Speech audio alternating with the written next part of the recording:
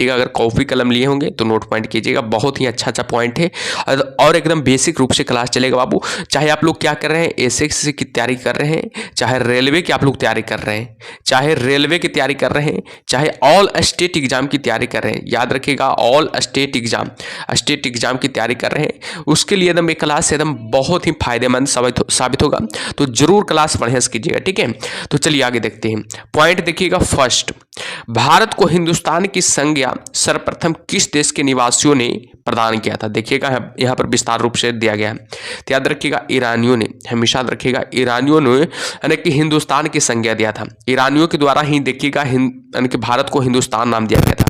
ईरानियों के द्वारा ही याद रखिएगा भारत को क्या नाम दिया गया था? हिंदुस्तान नाम दिया गया था, ठीक है। आगे ध्यान दीजिएगा, अगला पॉइंट है कि बौद्ध काल में भारतवर्ष किस नाम से लोकप्रिय था? तो याद रखिएगा बौद्ध काल में भारतवर्ष किस नाम से लोकप्रिय था? तो याद रखिएगा जम्बू द्वीप के नाम से लोकप्रिय था। हमेशा याद रखिएगा भारत जो था याद रखिएगा जम्बू द्वीप के नाम से क्या था? लोकप्रिय था, ठीक है, याद रखिएगा, ठीक है। चलिए आगे देखते हैं आगे क्या है। अगला पॉइंट है कि भारत की खोज सर्वप्रथम किस यात्री ने की थी? याद रखिएगा वास्को डी गामा, याद रखिएगा वास्को डी गामा ने किया था। याद रखिएगा भारत की खोज सर्वप्रथम किस यात्री ने की थी? वास्को डी गामा ने की थी, यानी कि ये पुर्तगाल यात्री था बाबू, याद रखिएगा हमेशा ये पुर्तगाल यात्री था। वास्को डी गामा ने भारत कब आया था? याद रखिएगा 1498 आया था। 1498 में भारत आया था, हमेशा याद रखिएगा, ठीक है। कहाँ आया था? तो याद रखिएगा गोवा में आया था। गोवा में एक जगह है, याद रखिए, सॉरी केरल में आया था बाबू, ठीक है। सबसे पहले केरल में आया था, याद रखिएगा केरल में आया था। केरल के कालीकट जगह पर आया था, केरल के कालीकट जगह पर आया था, याद रखिएगा कालीकट जगह पर आया था, हमेशा याद रखिएगा, ठीक है। हालांकि बात कर रहा है यहाँ पर कि भारत की खोज सर्वप्रथम किस यात्री ने किया था, तो भारत की खोज नहीं किया था बल्कि समुद्री मार्ग की खोज किया था, याद रखिएगा समुद्री मार्ग की खोज किया था, यहाँ याद रखिएगा, ठीक है। चलिए आगे ध्यान दीजिएगा, आगे क्या कर रहा है, आगे सब लोग ध्यान दीजिएगा, आगे ध्यान दीजिएगा। अगला पॉइंट क्या कर रहा है कि सर्वप्रथम इंडिया शब्द का प्रयोग भारत के लिए किस भाषा में किया गया था? सर्वप्रथम इंडिया शब्द का प्रयोग भारत के लिए किस भाषा में किया गया था? तो ग्रीक होगा, यानी कि यूनानी ने किया था इंडिया शब्द का प्रयोग। आप लोग को पता होगा, आप लोग को पढ़ाए ऊपर ही पढ़ा दिए, ठीक है। यानी कि भारत को कितने नाम से पुकारा गया? तो याद रखिएगा 5 नाम से पुकारा गया, ठीक है। इसमें यानी कि इंडिया भी शामिल था, इंडिया भी शामिल था। इंडिया को किसने पुकारा था? तो याद रखिएगा यूनानी ने पुकारा था। आप लोग को पता होगा यूनानी ने इंडिया को नाम पुकारा था। याद रखिएगा इंडिया जो था यानी कि किस भाषा का शब्द था? तो याद रखिएगा ग्रीक भाषा के शब्द था। ध्यान दीजिएगा यहाँ पर इंडिया जो शब्द था वो किस भाषा का शब्द था? तो याद रखिएगा ग्रीक भाषा के शब्द था, ठीक है। चलिए आगे देखते हैं आगे क्या कर रहा है। आगे है कि आकार एवं भौगोलिक अवस्थिति, यानी कि भारत का जो आकार है और क्या है भौगोलिक स्थिति उसको देखेंगे। और याद रखिएगा यहाँ पर मैप के साथ देखेंगे, ठीक है। मैप के साथ देखिएगा, छोटा चैनल है बाबू, छोटा चैनल में भी मैप के साथ आप लोग को पढ़ा रहे हैं, बहुत गर्व की बात है, ठीक है। लेकिन छोटा चैनल में भी यानी कि मैप के साथ पढ़ा रहे हैं, ठीक है, सोच सकते हैं आप लोग, ठीक है। चलिए देखते हैं आकार एवं भौगोलिक अवस्थिति देखेंगे। फर्स्ट पॉइंट आप लोग देखिएगा, भारतीय भूभाग का कुल क्षेत्रफल कितना है? यानी कि भारत का कुल क्षेत्रफल पूछ रहा है, तो याद रखिएगा 32,87,263 वर्ग किलोमीटर है। याद रखिएगा 32,87,263 वर्ग किलोमीटर है, यानी कि भारतीय भूभाग का कुल क्षेत्रफल हो जाएगा। भारतीय भूभाग का कुल क्षेत्रफल कितना हो जाएगा? तो याद रखिएगा 32,87,263 वर्ग किलोमीटर है, ठीक है। आगे देखिएगा आगे क्या कर रहा है कि भारत का क्षेत्रफल विश्व के कुल क्षेत्रफल का, भौगोलिक क्षेत्रफल का कितना प्रतिशत है? यानी कि भारत का जो क्षेत्रफल है विश्व के कुल भौगोलिक क्षेत्रफल का कितना प्रतिशत है, यही पूछ रहा है। तो याद रखिएगा 2.4% है, 2.4% हो जाएगा। यहां पर ध्यान दीजिएगा 2.4% हो जाएगा, ठीक है।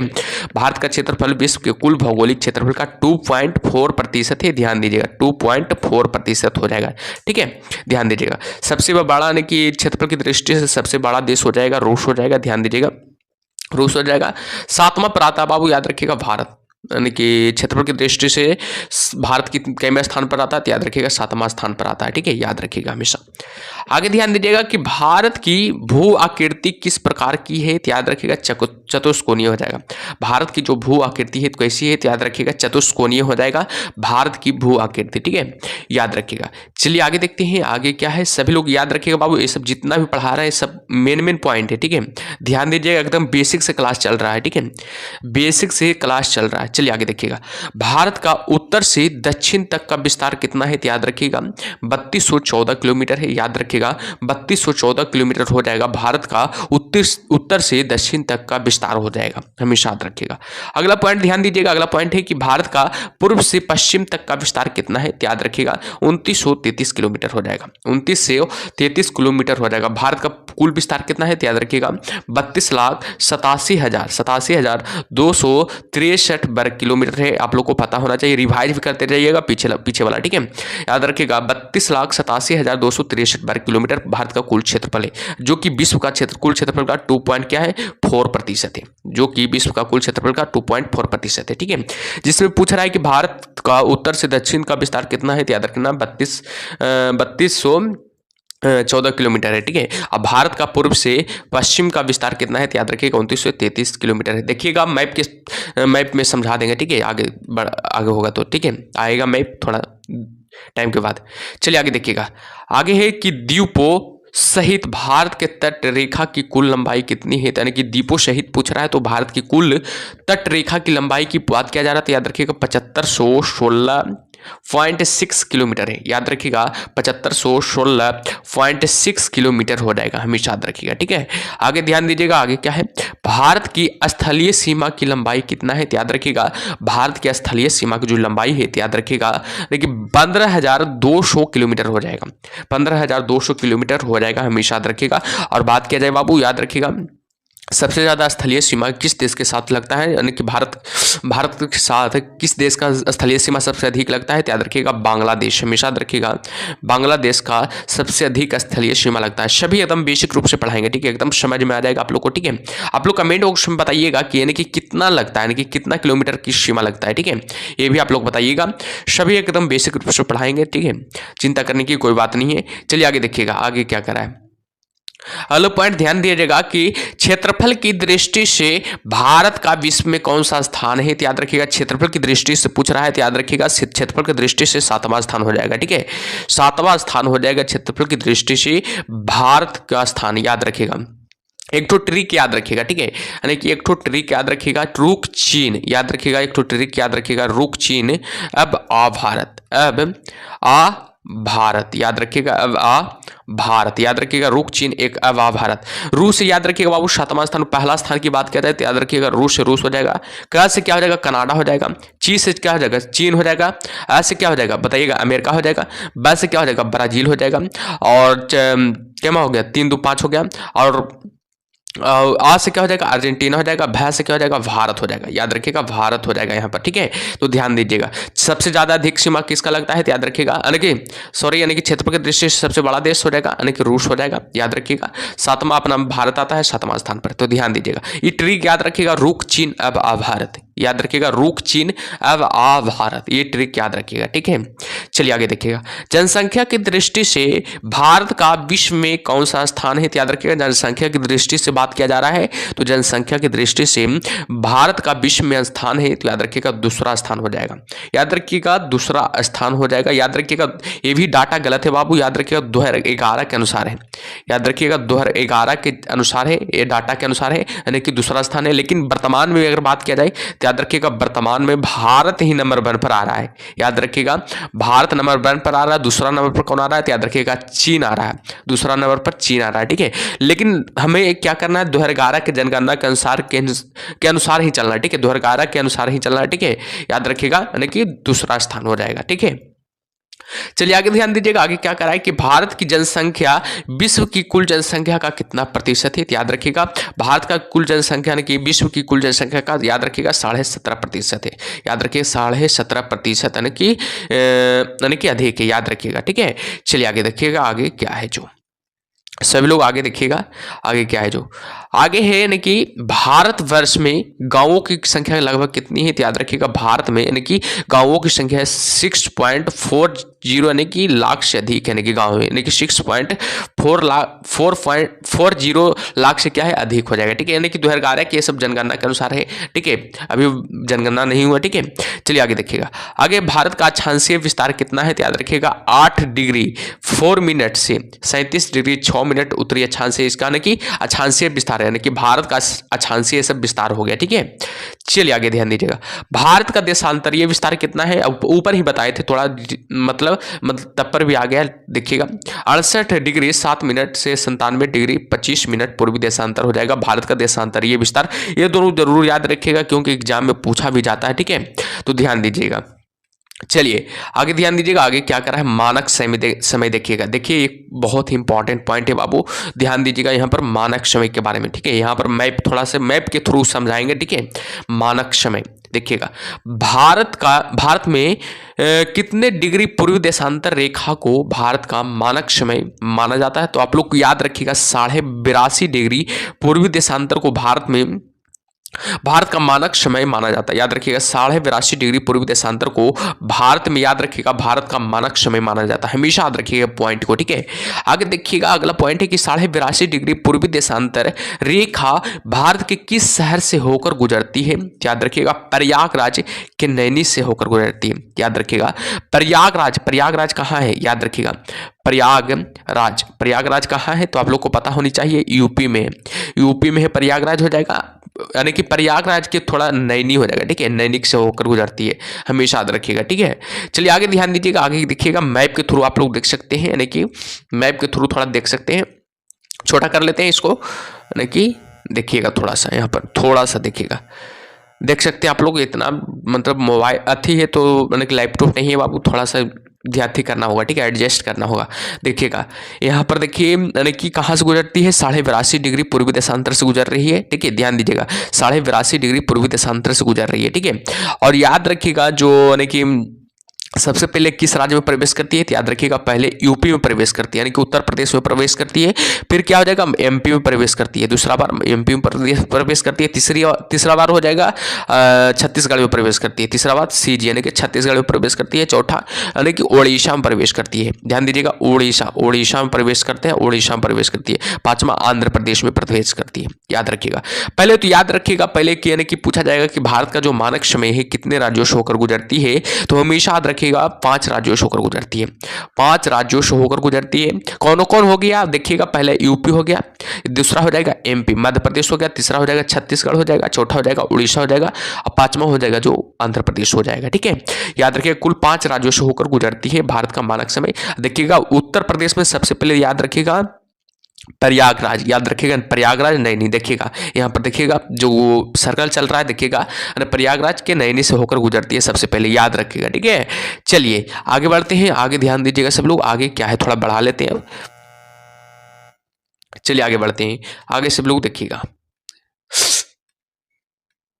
इसको और थोड़ा बढ़ाना पड़ेगा क्योंकि उसका लेवल में लाना पड़ेगा। ठीक है, चलिए देखिए आगे क्या है, आगे सब लोग देखिएगा कि भारतीय मानक समय ग्रीनविच माध्य से कितना आगे है, यानी कि भारतीय मानक समय यानी कि विश्व लेवल से कितना आगे है, याद रखिएगा 5.5 घंटा आगे, 5.5 घंटा यानी कि 5 घंटा 30 मिनट आगे, नहीं 5.5 घंटा वही बोल रहे हैं। ठीक है, आप लोग समझ सकते हैं, यानी कि भारतीय मानक समय ग्रीनविच माध्य से कितना आगे है, तो याद रखिएगा 5.5 घंटा 30 मिनट आगे है। ठीक है, याद रखिएगा ना विश्व के लेवल से बात किया जा रहा है कि विश्व से कितना यानी कि आगे, तो याद रखिएगा 5.5 घंटा आगे। ठीक है, आगे देखिएगा कि भारतीय मानक समय की यामोत्तर रेखा कितने भारतीय राज्यों से होकर गुजरती है, आप लोग को बताएं अभी ही 5 राज्यों से होकर गुजरती है।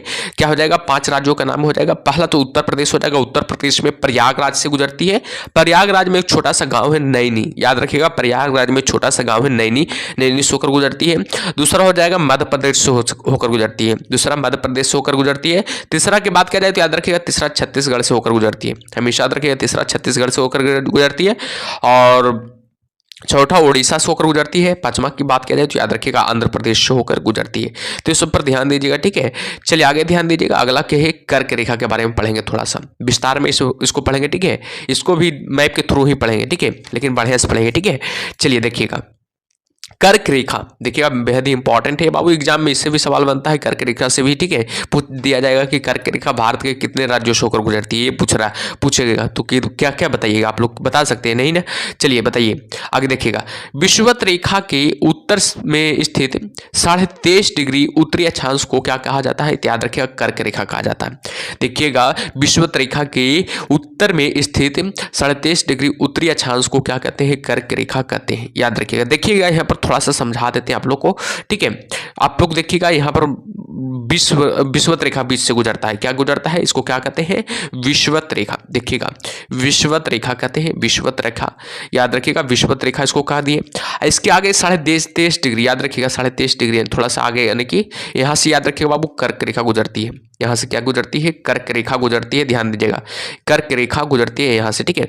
और नीचे थोड़ा याद रखिए कि 23.5 डिग्री नीचे याद रखिएगा, यानी कि कौन सा रेखा गुजरती है, याद रखिएगा मकर रेखा गुजरती है, याद रखिएगा मकर रेखा गुजरती है यहीं से, ठीक है, याद रखिएगा। तो ये सबसे इतना से समझ सकते हैं आप लोग, ठीक है। विषुवत रेखा क्या करा, विषुवत रेखा के उत्तर में स्थित है, यानी कि विषुवत रेखा ये देखिएगा विषुवत रेखा ये है, ठीक है, उत्तर में स्थित, यानी उत्तर में स्थित है, यानी कि कर्क रेखा 23.5 डिग्री उत्तरी अक्षांश को क्या कहा जाता है, कर्क रेखा कहते हैं। आप लोग को पता चल गया इतना, ठीक है। चलिए आगे देखिएगा, आगे क्या है, आगे देखिएगा कर्क रेखा भारत के कितने राज्यों से होकर गुजरती है, बेहद इंपॉर्टेंट है, देखिएगा एकदम बेहद इंपॉर्टेंट है, एग्जाम में सब पूछा जाता है। तो बताइएगा कर्क रेखा भारत के कितने राज्यों से होकर गुजरती है। राज्य की बात किया जा रहा है तो याद रखिएगा 8 राज्यों से होकर गुजरती है। देखिएगा कर्क रेखा जो भारत के 8 राज्यों से होकर गुजरती है। पहला राज्य हो जाएगा गुजरात हो जाएगा, दूसरा की बात किया जाए तो याद रखिएगा दूसरा राजस्थान हो जाएगा, तीसरा की बात किया जाए तो याद रखिएगा तीसरा मध्य प्रदेश हो जाएगा, चौथा की बात किया जाए तो याद रखिएगा छत्तीसगढ़ हो जाएगा, पांचवा की बात किया जाए तो याद रखिएगा झारखंड हो जाएगा, छठा की बात किया जाए पश्चिम बंगाल त्रिपुरा हो जाएगा, और एक तो मिजोरम हो जाएगा।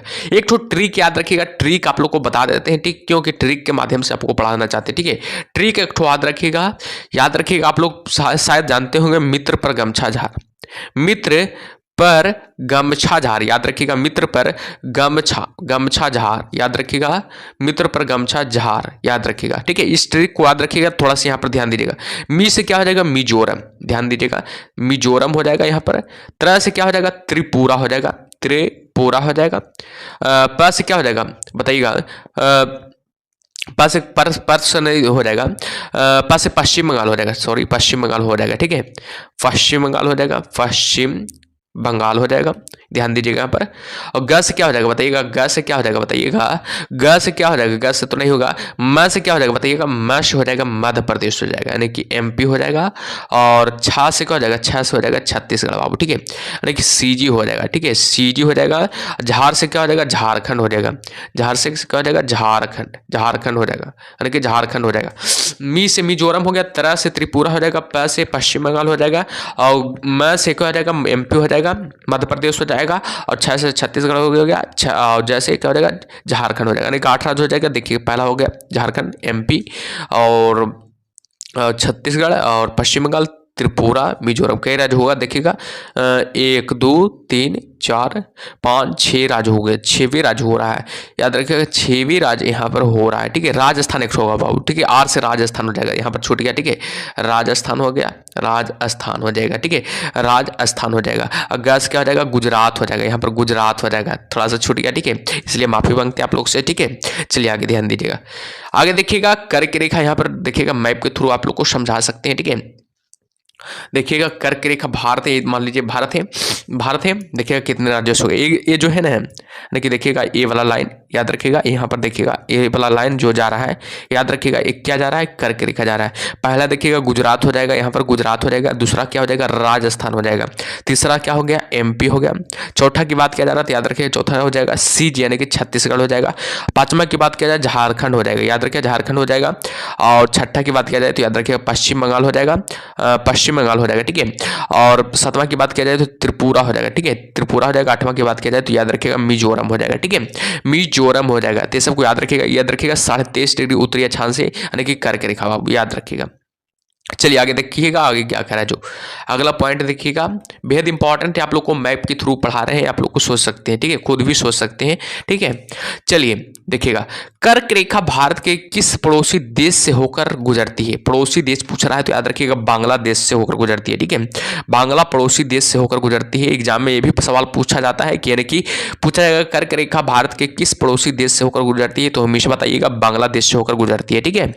आगे देखिएगा, आगे क्या है, मानक समय रेखा एवं कर्क रेखा किस राज्य में एक दूसरे को आपस में काटती है? मानक समय रेखा एवं कर्क रेखा किस राज्य में एक दूसरे को आपस में काटती है? याद रखिएगा हमेशा छत्तीसगढ़ में आपस में काटती है। देखिएगा मानक समय है जो, देखिएगा आप लोग देखते हैं कि मानक समय कहाँ से शुरू होता है, तो याद रखिएगा यूपी से शुरू होता है। और कितने राज्यों में तक, कितने राज्यों में इसका आती है, तो याद रखिएगा 5 राज्यों में हो जाएगा, ठीक है। तो याद रखिएगा, और क्या हो जाएगा, कर्क रेखा भी देखिएगा आप लोग 8 राज्य में होता है, यानी कि जो यानी कि देखिएगा मानक समय, तो याद रखिएगा मानक समय रेखा तो इस ऐसे आता है, ठीक है, देखिएगा यह ऐसे आता है, और याद रखिएगा और कर्क रेखा ऐसे आता है। तो याद रखिएगा जो यहाँ पर रहता है, तो याद रखिएगा छत्तीसगढ़ में मिलता है, छत्तीसगढ़ में, याद रखिएगा छत्तीसगढ़ में मिलता है, ठीक है। इसी को कहा है कि मानक समय रेखा एवं कर्क रेखा किस राज्य में एक दूसरे को आपस में काटती है, तो याद रखिएगा छत्तीसगढ़ राज्य में काटती है, याद रखिएगा, ठीक है।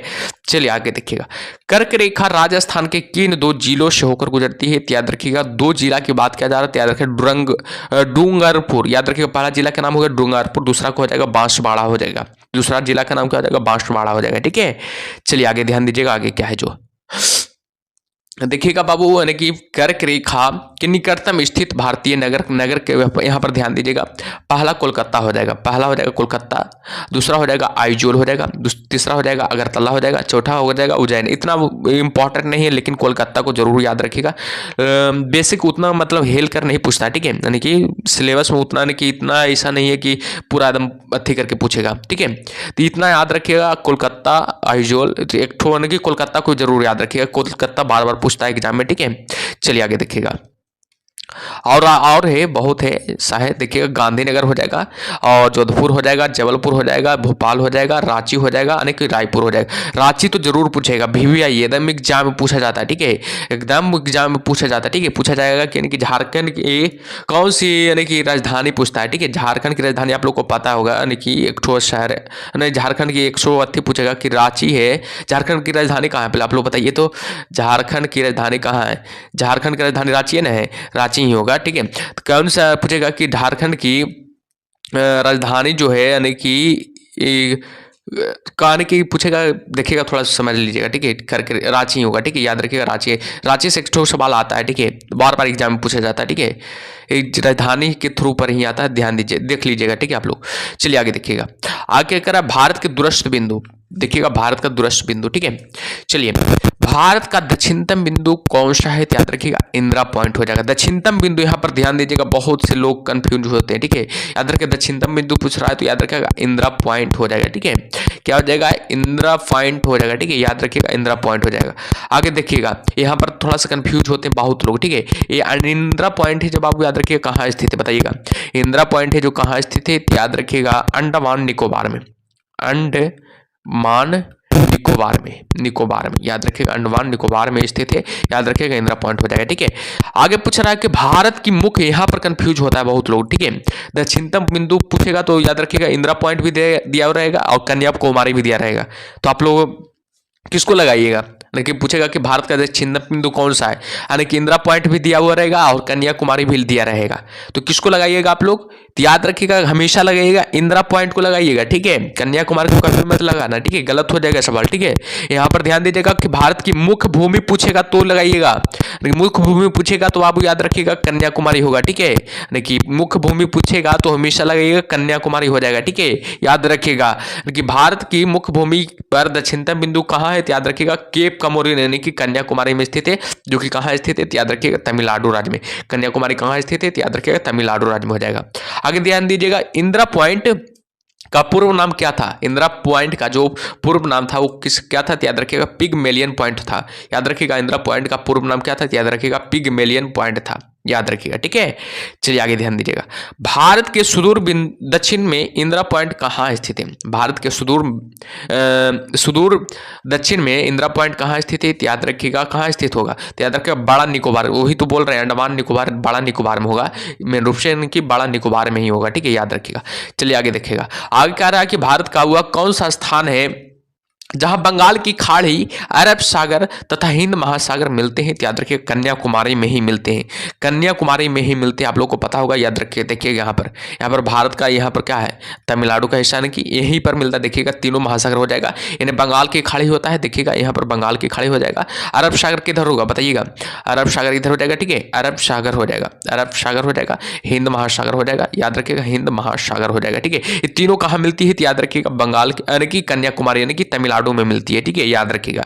चलिए आगे देखिएगा। आगे कि भारत का सुदूरस्थ उत्तरी बिंदु कौन सा है? तो बताइएगा भारत का सुदूरस्थ उत्तरी बिंदु कौन सा हो जाएगा? इंदिरा कौल हो जाएगा, जो कि कहाँ स्थित है? लद्दाख में स्थित है, यानी कि ऊपर का उत्तर का बिंदु पूछ रहा है, ठीक है। भारत का जो देखिएगा उत्तर का बिंदु यहाँ पर देखिएगा, यहाँ पर ऐसे करके भारत है, यहाँ पर देखिएगा ऐसे करके भारत है, यानी कि यहाँ वाला बिंदु पूछ रहा है, तो याद रखिएगा कौन है? तो याद रखिए इंदिरा कौल हो जाएगा, ठीक है। आगे देखिएगा भारत का सबसे पूर्वी बिंदु कौन सा हो जाएगा? किबुथु, जो कि अरुणाचल प्रदेश में किबुथु हो जाएगा, याद रखिएगा किबुथु है, जो कहाँ स्थित है? तो याद रखिएगा अरुणाचल प्रदेश में स्थित है, याद रखिए किबुथु हो जाएगा, जो कि कहाँ स्थित है? अरुणाचल प्रदेश में स्थित है, ठीक है। चलिए आगे देखिएगा भारत का सबसे पश्चिमी बिंदु पूछ रहा है, तो याद रखिए गौर माता या गुहार मोती इसे भी कहा जाता है, याद रखिए गौर माता या गुहार मोती भी कहा जाता है बाबू, तो याद रखिए कहाँ स्थित है? याद रखिए गुजरात में स्थित है, याद रखिए गुजरात में स्थित हो जाएगा। चलिए देखिएगा यहाँ पर मैप के थ्रू आप लोग को बता देते हैं, ठीक है।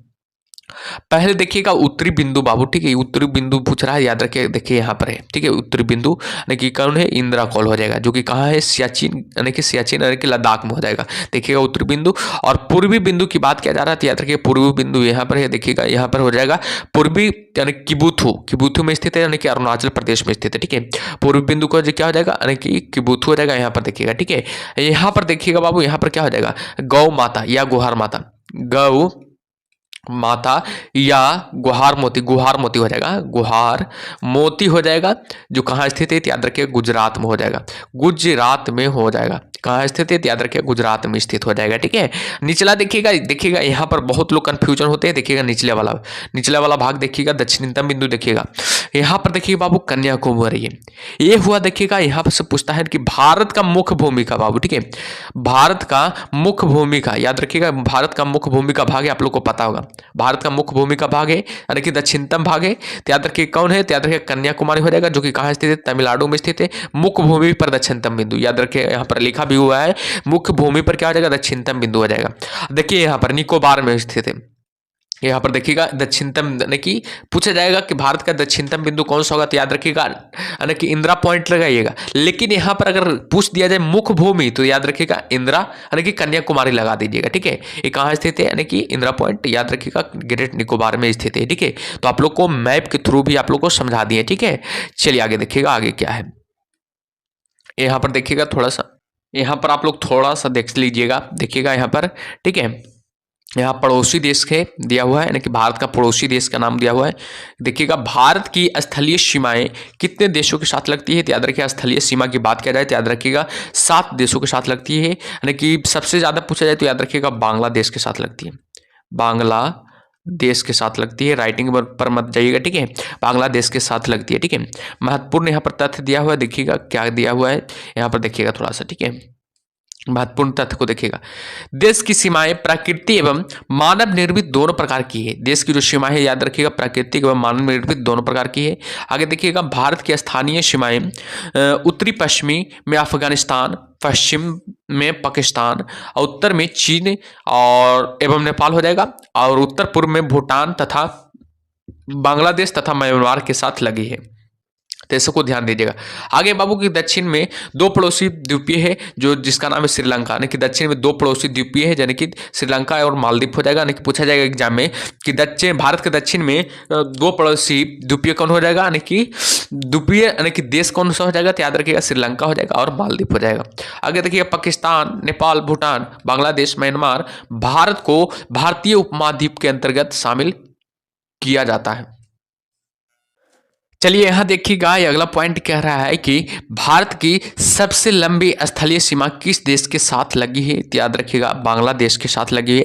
कितना है तो याद रखिएगा 4096 किलोमीटर हो जाएगा, 4096 किलोमीटर हो जाएगा। ठीक है, आगे ध्यान दीजिएगा कि भारत की सबसे छोटी स्थलीय सीमा किस देश के साथ लगी हुई है। तो याद रखिएगा अफगानिस्तान के साथ लगी हुई है। ठीक है, भारत का सबसे छोटी स्थलीय सीमा अफगानिस्तान के साथ लगी हुई है। तो याद रखिएगा 106 किलोमीटर की सीमा लगती है। ठीक है, आगे ध्यान दीजिएगा वह कौन सा भारतीय राज्य है जो 3 तरफ से बांग्लादेश से घिरा हुआ है। तो याद रखिएगा त्रिपुरा एक ऐसा राज्य है बाबू, याद रखिएगा, जो कि 3 तरफ से किससे घिरा हुआ है। तो याद रखिएगा बांग्लादेश से घिरा हुआ है। ठीक है, आगे ध्यान दीजिएगा आगे क्या है जो आगे यहां पर ध्यान दीजिएगा बाबू कि किस भारतीय राज्य की अधिकतम सीमा म्यांमार से स्पर्श करती है। तो याद रखिएगा अरुणाचल प्रदेश की सीमा है जो बाबू, याद रखिएगा म्यांमार के साथ स्पर्श करती है। ठीक है, आगे देखिएगा कि भारत के किस पड़ोसी देश को लैंड ऑफ थंडर बोल्ट के नाम से भी जाना जाता है। तो याद रखिएगा भूटान को लैंड ऑफ थंडर बोल्ट के नाम से भी जाना जाता है। ठीक है, आगे ध्यान दीजिएगा आगे क्या कह रहा है जो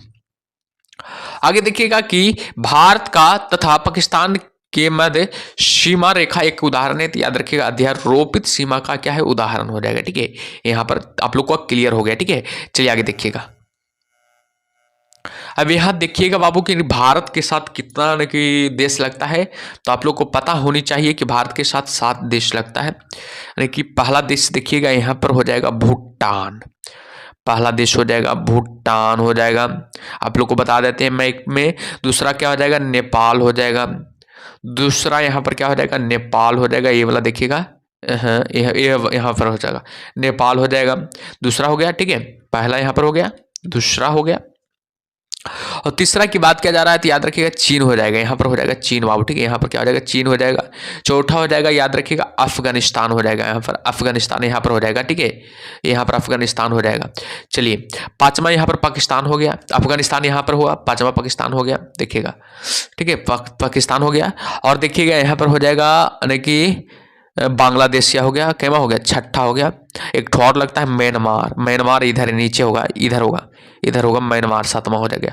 आप लोग को बता दिए 7वां ताल्लुक। ठीक है, चलिए आप लोग को समझ में आ गया होगा। चलिए आगे देखते हैं आगे क्या है जो। चलिए यहाँ पर डिटेल में थोड़ा सा बताएंगे आप लोग को। ठीक है, भारत की अंतर्राष्ट्रीय सीमा की लंबाई एवं संबद्ध राज्य, भारत की अंतर्राष्ट्रीय सीमा की लंबाई एवं क्या हो जाएगा संबद्ध राज्य हो जाएगा। देखिएगा यहाँ देश का नाम दिया हुआ है, इधर लंबाई दिया हुआ है, इधर समवर्ती राज्य और केंद्र शासित प्रदेश हो जाएगा। पहला देखिएगा बांग्लादेश, बांग्लादेश का सीमा कितना हो जाएगा 4096.7 किलोमीटर हो जाएगा। ठीक है, याद रखिएगा। और कितने राज्यों शुक्र कितने राज्य के साथ सीमा लगाती है 5 राज्यों हो जाएगा। पश्चिम बंगाल हो जाएगा, मेघालय हो जाएगा, मिजोरम हो जाएगा, त्रिपुरा हो जाएगा और असम हो जाएगा। त्रिपुरा बाबू याद रखिएगा तीनों ओर से घिरा हुआ है, बांग्लादेश के तीनों ओर से घिरा हुआ है, याद रखिएगा त्रिपुरा। चलिए आगे देखते हैं आगे क्या है। दूसरा देखिएगा चीन हो जाएगा, दूसरा क्या हो जाएगा चीन हो जाएगा। देखिएगा चीन यानी कि इतना यानी कि 3488 किलोमीटर का सीमा लगाती है, 5 राज्यों के साथ यानी कि सीमा लगता है। हिमाचल प्रदेश हो गया, उत्तराखंड हो गया, सिक्किम हो गया, अरुणाचल प्रदेश हो गया, लद्दाख हो गया। ठीक है, तीसरा देखिएगा पाकिस्तान हो जाएगा, पाकिस्तान यानी कि 3323 किलोमीटर की सीमा लगाती है, यानी कि 5 राज्य से भी सीमा लगाती है बाबू, याद रखिएगा। गुजरात हो गया, राजस्थान हो जाएगा, पंजाब हो जाएगा, जम्मू कश्मीर हो जाएगा, लद्दाख हो जाएगा। ठीक है, आगे ध्यान दीजिएगा आगे क्या है जो, रुक जाइए थोड़ा सा, हाँ रुक जाइए थोड़ा सा, अरे यार यहीं पर होना चाहिए।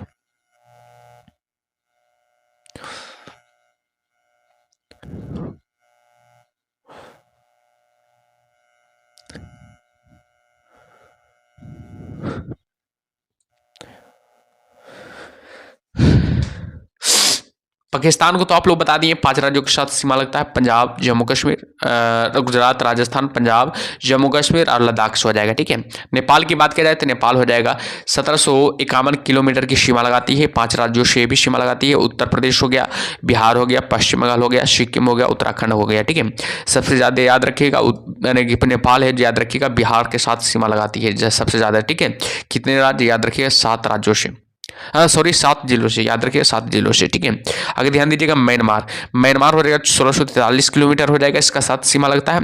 और याद रखिएगा अरुणाचल प्रदेश यानी कि नागालैंड, मिजोरम और मणिपुर यानी कि 4 राज्यों से भी सीमा लगाती है। ठीक है, चलिए आगे देखिएगा, भूटान की बात किया जा रहा है।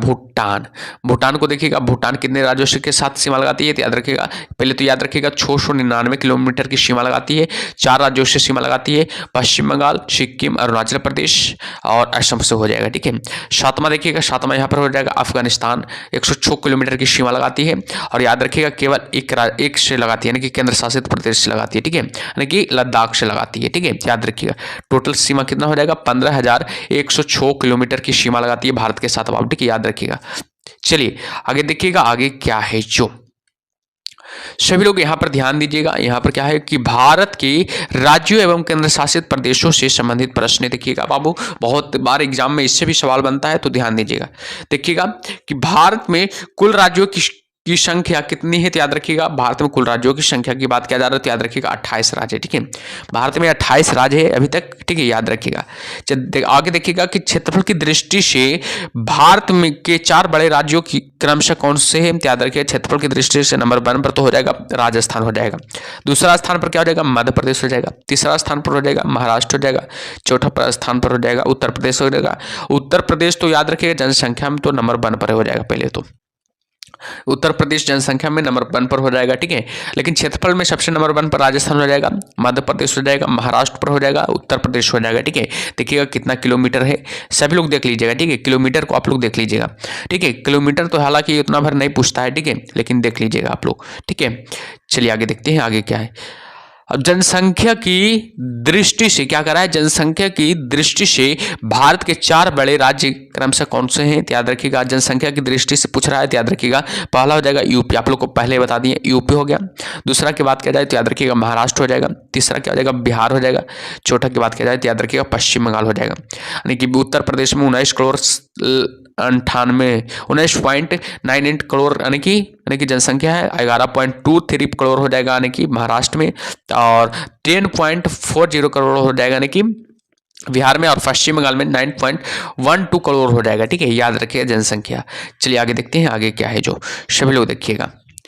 आगे देखिएगा कि क्षेत्रफल की दृष्टि से भारत का सबसे छोटा राज्य कौन सा है याद रखिएगा, क्षेत्रफल की दृष्टि से सबसे बड़ा राज्य तो आप लोग को पता हो गया राजस्थान हो गया, राजस्थान हो गया क्षेत्रफल की दृष्टि से सबसे बड़ा राज्य। छोटा राज्य पूछ रहा है बाबू, छोटा राज्य हो जाएगा गोवा हो जाएगा, जिसका देखिएगा क्षेत्रफल कितना है याद रखिएगा 3702 वर्ग किलोमीटर हो जाएगा, 3702 वर्ग किलोमीटर हो जाएगा। ठीक है, तो ध्यान दीजिएगा। चलिए आगे देखिएगा, आगे क्या करा है कि जनसंख्या की दृष्टि से भारत का सबसे छोटा राज्य कौन सा है याद रखिएगा, राज्य की बात कर रहे हैं जनसंख्या की दृष्टि से याद रखिएगा सिक्किम हो जाएगा। यानी कि सबसे बड़ा राज्य कौन है जनसंख्या की दृष्टि से, सबसे बड़ा राज्य जनसंख्या की दृष्टि से सबसे बड़ा राज्य हो जाएगा यूपी हो जाएगा। छोटा राज्य की बात किया जा रहा है तो याद रखिएगा सिक्किम हो जाएगा। याद रखिएगा जनसंख्या इतना कितना है, यानी कि ये सब जितना भी डाटा दिखा रहे हैं बाबू याद रखिएगा 2011 के अनुसार दिखा जा रहा है। ठीक है, दैनिक 2011 के अनुसार ये सब डाटा दिखाया जा रहा है। ठीक है, चलिए आगे देखिएगा कि भारत में स्थलरूढ़ राज्यों की संख्या कितनी है, यानी कि भारत में स्थलरूढ़ राज्यों की संख्या कितना हो जाएगा तो याद रखिएगा 20 हो जाएगा। ठीक है, भारत में स्थलरूढ़ राज्यों की संख्या कितना हो जाएगा यानी कि 20 हो जाएगा। ठीक है, याद रखिएगा 20 राज्य हो जाएगा। ठीक है, चलिए आगे देखिएगा आगे क्या है जो आगे ध्यान दीजिएगा सभी लोग।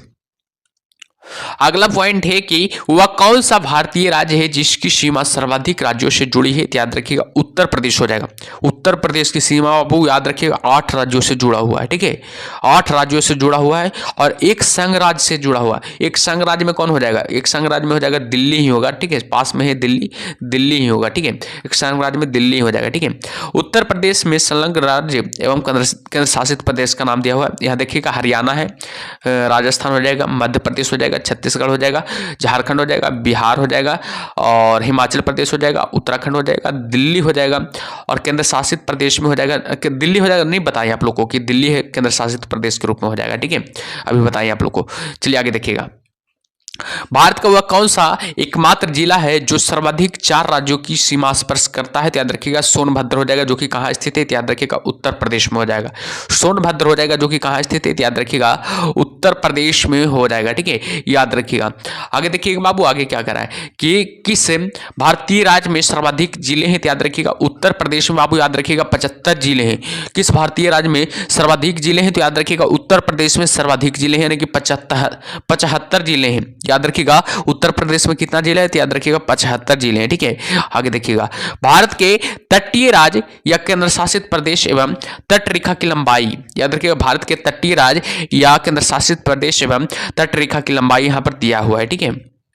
चलिए देखिएगा यहां पर, ठीक है, तटीय राज्य इधर दिया हुआ है, इधर तटीय राज्य दिया हुआ है एवं तट की लंबाई दिया हुआ है, ठीक है। अंडमान निकोबार एक केंद्र शासित प्रदेश है, द्वीप समूह है, तो याद रखिएगा क्या हो जाएगा, क्या हो जाएगा बताइएगा, कितना किलोमीटर हो जाएगा, 1962 किलोमीटर हो जाएगा। गुजरात की बात किया जाए तो याद रखिएगा 1214 किलोमीटर हो जाएगा। आंध्र प्रदेश की बात किया जाए तो 973 किलोमीटर हो जाएगा। तमिलनाडु की बात किया जाए तो 906 किलोमीटर हो जाएगा। और महाराष्ट्र की बात किया जाए तो याद रखिए 652 किलोमीटर हो जाएगा। केरल की बात किया जाए तो याद रखिएगा 569 किलोमीटर हो जाएगा, ठीक है। याद रखिएगा सर्वाधिक, याद रखिएगा बाबू तटीय सीमा किसका है तो याद रखिएगा सर्वाधिक की बात किया जाता है तो याद रखिएगा सर्वाधिक हो जाएगा गुजरात का। एग्जाम पूछा जाता है कि किस राज्य का सर्वाधिक तटीय रेखा है, यानी कि समुद्र के साथ, तटीय रेखा मतलब क्या हुआ, समुद्र के साथ सीमा लगाता है। समुद्र के साथ सबसे ज्यादा सीमा किसका लगता है, ये पूछ रहा है बाबू, ठीक है। तटीय रेखा मतलब कंफ्यूज मत होइएगा, ठीक है आप लोग, कि समुद्र के साथ सीमा लगता है, ठीक है, ये पूछ रहा है। देखिए सबसे ज्यादा गुजरात का लगता है, दूसरा आंध्र प्रदेश, तीसरा तमिलनाडु, चौथा महाराष्ट्र हो जाएगा, पांचवा केरल हो जाएगा। छठा की बात किया जाए छठा हो जाएगा यानी कि उड़ीसा हो जाएगा। छठा क्या हो जाएगा, उड़ीसा हो जाएगा, याद रखिएगा छठा उड़ीसा हो जाएगा, याद रखिएगा उड़ीसा हो जाएगा, उड़ीसा। सातवां की बात करें कर्नाटक हो जाएगा, आठवां पश्चिम बंगाल हो जाएगा, और नौवां लक्षद्वीप हो जाएगा, 10वां हो जाएगा गोवा और दादर नगर हवेली तथा दमन व दीप हो जाएगा, और 10वां हो जाएगा यानी कि पुद्दुचेरी हो जाएगा, याद रखिएगा पुद्दुचेरी हो जाएगा। यानी कि इतना कुल कितना सीमा लगाती है तो याद रखिएगा 7516, याद रखिएगा 7516 वर्ग किलोमीटर, याद रखिएगा, ठीक है, हमेशा याद रखिएगा। चलिए आगे देखिएगा, मध्य प्रदेश का वह कौन सा जिला है जो गुजरात एवं राजस्थान दोनों की सीमा को स्पर्श करता है तो याद रखिएगा झाबुआ जिला। झाबुआ जिला है जो बाबू, याद रखिएगा, जो गुजरात एवं राजस्थान दोनों की सीमा को क्या करता है, स्पर्श करता है। चलिए आगे देखिएगा, मध्य प्रदेश का कौन सा जिला जो उत्तर प्रदेश एवं छत्तीसगढ़ दोनों राज्यों की सीमा को स्पर्श कराता है तो याद रखिएगा सिंगरौली जिला, याद रखिएगा सिंगरौली जिला हो जाएगा। चलिए आगे देखिएगा, मध्य प्रदेश का कौन सा जिला महाराष्ट्र एवं छत्तीसगढ़ दोनों राज्यों की सीमा स्पर्श करता है तो याद रखिएगा क्या हो जाएगा, बालघाट जिला, हमेशा याद रखिएगा बालघाट जिला हो जाएगा, ठीक है। चलिए आगे देखते हैं, अगला पॉइंट क्या है, धान का कटोरा किस भारतीय राज्य को का उपनाम है तो याद रखिएगा धान का कटोरा किस भारतीय उपराज्य को माना जाता है तो याद रखिएगा छत्तीसगढ़ को धान का कटोरा कहा जाता है, याद रखिएगा। आगे देखिएगा, किस उत्तर पूर्वी राज्य को पूर्वी ज्योतिष का स्थान के नाम से जाना जाता है तो याद रखिएगा असम को, यानी असम या असम को कहा जाता है, याद रखिएगा असम का हो जाएगा, ठीक है। आगे ध्यान दीजिएगा, किस भारतीय राज्य को मसालों का बगीचा कहा जाता है तो याद रखिएगा केरल को मसालों का बगीचा कहा जाता है, हमेशा रखिएगा केरल को मसालों का क्या कहा जाता है, बगीचा कहा जाता है, ठीक है। चलिए आगे देखिएगा, आगे क्या कह रहा है जवाब, ठीक है, सभी लोग ध्यान दीजिएगा। आगे है, किन उत्तरी पूर्वी राज्यों को 7 बहनों या 7 सिस्टर की संज्ञा दी जाती है तो याद रखिएगा अरुणाचल प्रदेश, असम हो जाएगा, मेघालय हो जाएगा, मणिपुर हो जाएगा, मिजोरम हो जाएगा, नागालैंड हो जाएगा एवं त्रिपुरा को याद रखिएगा 7 सिस्टर की संज्ञा दी जाती है, ठीक है, याद रखिएगा। आगे देखिएगा कि चारों धाम बद्रीनाथ, केदारनाथ, यमुनोत्री एवं गंगोत्री किस भारतीय राज्य में स्थित है तो याद रखिएगा उत्तराखंड में, याद रखिएगा उत्तराखंड राज्य में स्थित है, ठीक है। याद रखिएगा बद्रीनाथ भी कहाँ स्थित है तो याद रखिएगा यानी कि उत्तराखंड में है, केदारनाथ भी उत्तराखंड में हो जाएगा, यमुनोत्री भी कहाँ हो जाएगा, उत्तराखंड में हो जाएगा, गंगोत्री भी कहाँ हो जाएगा, उत्तराखंड में स्थित है। ये चारों है धाम है जो याद रखिएगा उत्तराखंड राज्य में स्थित है, ठीक है, हमेशा याद रखिएगा। चलिए आगे देखते हैं आगे क्या कह रहा है, जो उगते हुए सूरज की भूमि किसे कहा जाता है, देखिएगा उगते हुए सूरज की भूमि के नाम से किस भारतीय राज्य को जाना जाता है तो याद रखिएगा अरुणाचल प्रदेश को जाना जाता है, याद रखिएगा उगते हुए भूमि के नाम से किस राज्य को जाना जाता है तो याद रखिएगा अरुणाचल प्रदेश को जाना जाता है, हमेशा याद रखिएगा अरुणाचल प्रदेश राज्य को जाना जाता है। आगे ध्यान दीजिएगा, किस भारतीय राज्य को पूर्व का स्विट्जरलैंड कहा जाता है तो याद रखिएगा नागालैंड को पूर्व का स्विट्जरलैंड कहा जाता है, याद रखिएगा नागालैंड को पूर्व का स्विट्जरलैंड कहा जाता है, हमेशा याद रखिएगा, ठीक है। चलिए आगे ध्यान दीजिएगा, किस भारतीय राज्य को 5 नदियों के राज्य के तौर पर जाना जाता है तो याद रखिएगा पंजाब को याद रखिएगा 5 नदियों के राज्य के तौर पर जाना जाता है, याद रखिएगा, ठीक है। चलिए सभी लोग आगे बढ़ते हैं, आगे ध्यान दीजिएगा सब लोग। आगे क्या है जो आगे ध्यान दीजिएगा बाबू, आगे क्या करा कि किस भारतीय राज्य को सिलिकन स्टेट के नाम से जाना जाता है? तो याद रखिएगा सिलिकन स्टेट के नाम से जाना जाता है। हमेशा याद रखिएगा कर्नाटक को, कर्नाटक को याद रखिएगा सिलिकन स्टेट के नाम से जाना जाता है। कर्नाटक को सिलिकन स्टेट के नाम से जाना जाता है। आगे देखिएगा भारत में सिलिकॉन वैली कहाँ स्थित है? तो याद रखिएगा बेंगलुरु में, याद रखिएगा बेंगलुरु में, याद रखिएगा सिलिकॉन वैली स्थित है, बेहद इंपॉर्टेंट है। ठीक है, सिलिकॉन वैली कहाँ स्थित है? तो हमेशा याद रखिएगा बेंगलुरु में स्थित है। आगे ध्यान दीजिएगा, आगे क्या करा, किस भारतीय राज्य को पहले स्टेट ऑफ मैसूर भी कहा जाता था? किस भारतीय राज्य को पहले स्टेट ऑफ मैसूर भी कहा जाता था? तो याद रखिएगा कर्नाटक राज्य को पहले स्टेट ऑफ मैसूर भी कहा जाता था। याद रखिएगा कर्नाटक राज्य को पहले स्टेट ऑफ क्या कहा जाता था? मैसूर भी कहा जाता था।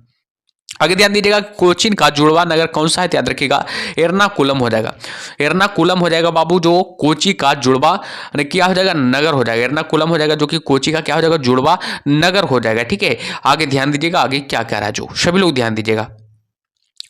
अगला पॉइंट है कि भारत का कोहिनूर किस भारतीय राज्य को कहा जाता है? भारत का कोहिनूर किस भारतीय राज्य को कहा जाता है? भारतीय राज्य की बात किया जा रहा है, याद रखिएगा आंध्र प्रदेश को भारत का कोहिनूर कहा जाता है।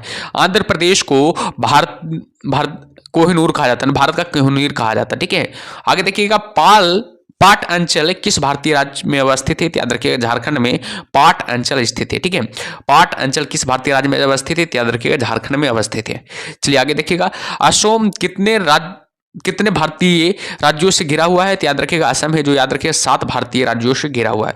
असम में जो बाबू याद रखिएगा 7 भारतीय राज्यों से घिरा हुआ है। ठीक है, आगे देखिएगा, उत्तर दक्षिण ग्वालियर किन 2 राज्यों शहरों को जोड़ते हैं? तो याद रखिएगा श्रीनगर को कन्याकुमारी से जोड़ती है। याद रखिएगा उत्तर दक्षिण ग्वालियर। ठीक है, याद रखिएगा हमेशा। चलिए सब लोग आगे बढ़ते हैं, आगे ध्यान दीजिएगा बाबू। आप लोग को कैसा लग रहा है क्लास? आप लोग कमेंट बॉक्स में जरूर बताते रहिए, फीडबैक जरूर दीजिए, और सेशन को जो भी अभी तक लाइक नहीं किए सेशन को लाइक कर दीजिए। ठीक है, और फीडबैक में जरूर लिखिए कि कैसा क्लास लग रहा है जो। ठीक है, चलिए आगे देखिएगा, पूर्व पश्चिमी ग्वालियर किन भारतीय शहरों को जोड़ते हैं? याद रखिएगा पूर्वी और पश्चिमी ग्वालियर है, याद रखिएगा पोरबंदर यानी कि जो कहाँ स्थित है? याद रखिएगा गुजरात में स्थित है। को सिलचर यानी कि सिलचर कहाँ स्थित है? याद रखिएगा असम में स्थित है। ठीक है, आगे ध्यान दीजिएगा कि भारत में कुल केंद्र शासित प्रदेशों की संख्या कितनी है? तो याद रखिएगा भारत में वर्तमान में कुल केंद्र शासित प्रदेशों की संख्या 8 स्थित है। ठीक है, याद रखिएगा। आगे देखिएगा, क्षेत्रफल की दृष्टि से भारत का सबसे बड़ा केंद्र शासित प्रदेश कौन सा हो जाएगा? तो याद रखिएगा क्षेत्रफल की दृष्टि से भारत का सबसे बड़ा केंद्र शासित प्रदेश आंध्र प्रदेश हो जाएगा। और भारत का सबसे बड़ा राज्य कौन सा हो जाएगा? तो याद रखिएगा राजस्थान हो जाएगा, राजस्थान हो जाएगा। और छोटा गोवा हो जाएगा, गोवा हो जाएगा। और जनसंख्या की बात की जाए तो जनसंख्या में हो जाएगा यूपी हो जाएगा सबसे बड़ा, और सबसे कम जनसंख्या वाला राज्य याद रखिएगा सिक्किम हो जाएगा। याद रखिएगा हमेशा सिक्किम हो जाएगा, याद रखिएगा सबको। ठीक है, चलिए आगे ध्यान दीजिएगा, आगे क्या कह रहा है जो सभी लोग ध्यान दीजिएगा। आगे कह रहा है कि क्षेत्रफल की दृष्टि से भारत का सबसे छोटा केंद्र शासित प्रदेश कौन सा है? तो याद रखिएगा क्षेत्रफल की दृष्टि से सबसे छोटा केंद्र शासित प्रदेश की बात किया जा रहा है तो याद रखिएगा लक्षद्वीप हो जाएगा। ठीक है, याद रखिएगा। आगे है कि जनसंख्या की दृष्टि से भारत का सबसे बड़ा केंद्र शासित प्रदेश कौन सा है? याद रखिएगा जनसंख्या की दृष्टि से सबसे बड़ा केंद्र शासित प्रदेश की बात किया जा रहा है तो याद रखिएगा दिल्ली हो जाएगा। ठीक है, जनसंख्या की दृष्टि से सबसे बड़ा केंद्र शासित प्रदेश की बात किया जा रहा है तो याद रखिएगा दिल्ली हो जाएगा। ठीक है, चलिए आगे देखिएगा, भारत का वह कौन सा केंद्र शासित प्रदेश है जो 3 राज्यों में विभाजित पाया जाता है? तो याद रखिएगा पुदुचेरी हो जाएगा, हमेशा याद रखिएगा पुदुचेरी हो जाएगा। ठीक है, चलिए आगे देखते हैं आगे क्या करा है जो सभी लोग आगे देखिएगा।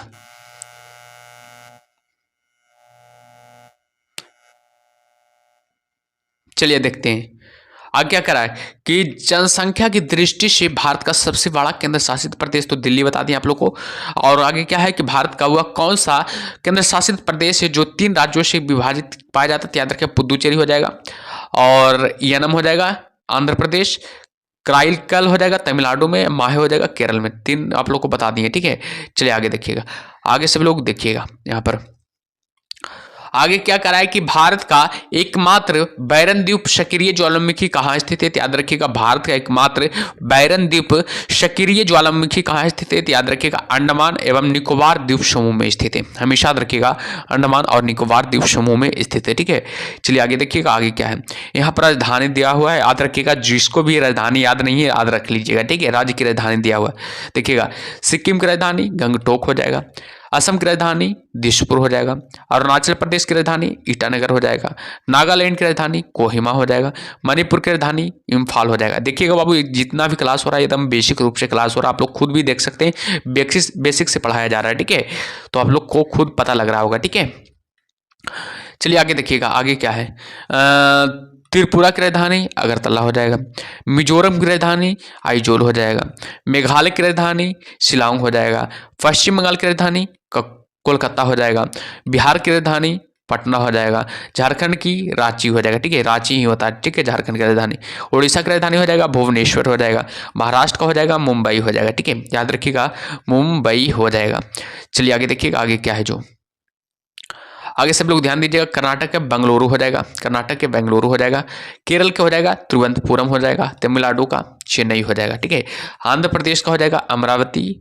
3 राजधानियां प्रस्तावित, अमरावती हो जाएगा, कुर्नूल हो जाएगा और विशाखापट्टनम भी हो जाएगा। ठीक है, याद रखिएगा। चलिए तेलंगाना की बताइएगा, तेलंगाना की राजधानी कौन सा हो जाएगा। तेलंगाना की बात किया जा रहा था, याद रखिएगा हैदराबाद हो जाएगा। गोवा की राजधानी क्या हो जाएगा, पणजी हो जाएगा। छत्तीसगढ़ की राजधानी रायपुर हो जाएगा। मध्य प्रदेश की राजधानी भोपाल हो जाएगा। देखिएगा, छत्तीसगढ़ की राजधानी रायपुर है कि 2025 में बाबू याद रखिएगा, 2025 में जो बिहार पुलिस का एग्जाम था, कि 27 तारीख को था, 27 तारीख को पूछा गया था ये वाला। देखिएगा, यानी कि छत्तीसगढ़ की राजधानी पूछ दिया था, और ऑप्शन में एक ठो दिया था, यानी कि रायपुर के जगह रायपुर भी था, यानी कि एक ठो था बिलासपुर था। याद रखिएगा, बिलासपुर था। देखिएगा, बिलासपुर भी दिया हुआ था। आधा लड़का लोग क्या किया था, बिलासपुर मार दिया था। हालांकि गलत है, बिलासपुर नहीं होगा, यानी कि रायपुर होगा। ठीक है, छत्तीसगढ़ की राजधानी रायपुर हो जाएगा। आधा लड़का लोग बिलासपुर मार दिया था। ठीक है, एक बिलासपुर तो एक जोन है। ठीक है, रेलवे जोन है। क्या है, रेलवे जोन है, याद रखिएगा। चलिए आगे देखते हैं। गुजरात की राजधानी क्या हो जाएगा, गांधीनगर हो जाएगा। गुजरात की राजधानी कहाँ हो जाएगा, गांधीनगर हो जाएगा। चलिए देखिएगा आगे, आगे क्या है, जो राजस्थान की राजधानी क्या हो जाएगा, जयपुर हो जाएगा। उत्तर प्रदेश की राजधानी हो जाएगा लखनऊ हो जाएगा। उत्तराखंड देहरादून हो जाएगा। हरियाणा चंडीगढ़ हो जाएगा। पंजाब हो जाएगा चंडीगढ़ हो जाएगा। हिमाचल प्रदेश हो जाएगा जो कि शिमला हो जाएगा। तो याद रखिएगा। और केंद्र शासित प्रदेश की राजधानी देखिएगा, ये केंद्र शासित प्रदेश जो कि 8 केंद्र शासित प्रदेश है तो भारत में, उसको देखेंगे। ठीक है, उसका राजधानी केंद्र शासित प्रदेश इधर दिया हुआ है, इधर राजधानी दिया हुआ है। जम्मू कश्मीर की राजधानी कहाँ हो जाएगा, श्रीनगर हो जाएगा। ठीक है, जम्मू कश्मीर की राजधानी क्या हो जाएगा, श्रीनगर हो जाएगा। लद्दाख की राजधानी हो जाएगा लेह। हमेशा याद रखिएगा, लद्दाख की राजधानी क्या हो जाएगा, लेह हो जाएगा। अंडमान एवं निकोबार द्वीप समूह की राजधानी क्या हो जाएगा, पोर्ट ब्लेयर। याद रखिएगा, अंडमान और निकोबार द्वीप समूह की राजधानी पोर्ट ब्लेयर हो जाएगा। राष्ट्रीय राजधानी क्षेत्र दिल्ली की राजधानी क्या हो जाएगा, नई दिल्ली ही हो जाएगा। दादर और नगर हवेली तथा दमन और दीव की राजधानी हो जाएगा, दमन हो जाएगा। हमेशा याद रखिएगा, दमन हो जाएगा। ठीक है, चलिए आगे देखिएगा। आगे क्या है, जो लक्षद्वीप की राजधानी कहाँ है, याद रखिएगा, लक्षद्वीप की कवरावती है। पुदुचेरी की बात किया जा रहा है, याद रखिएगा पुदुचेरी हो जाएगा। चंडीगढ़ की चंडीगढ़ ही राजधानी हो जाएगा। ये सब क्या है, याद रखिएगा, केंद्र शासित प्रदेश है बाबू। ठीक है, हमेशा याद रखिएगा। चलिए आगे देखते हैं, आगे क्या है।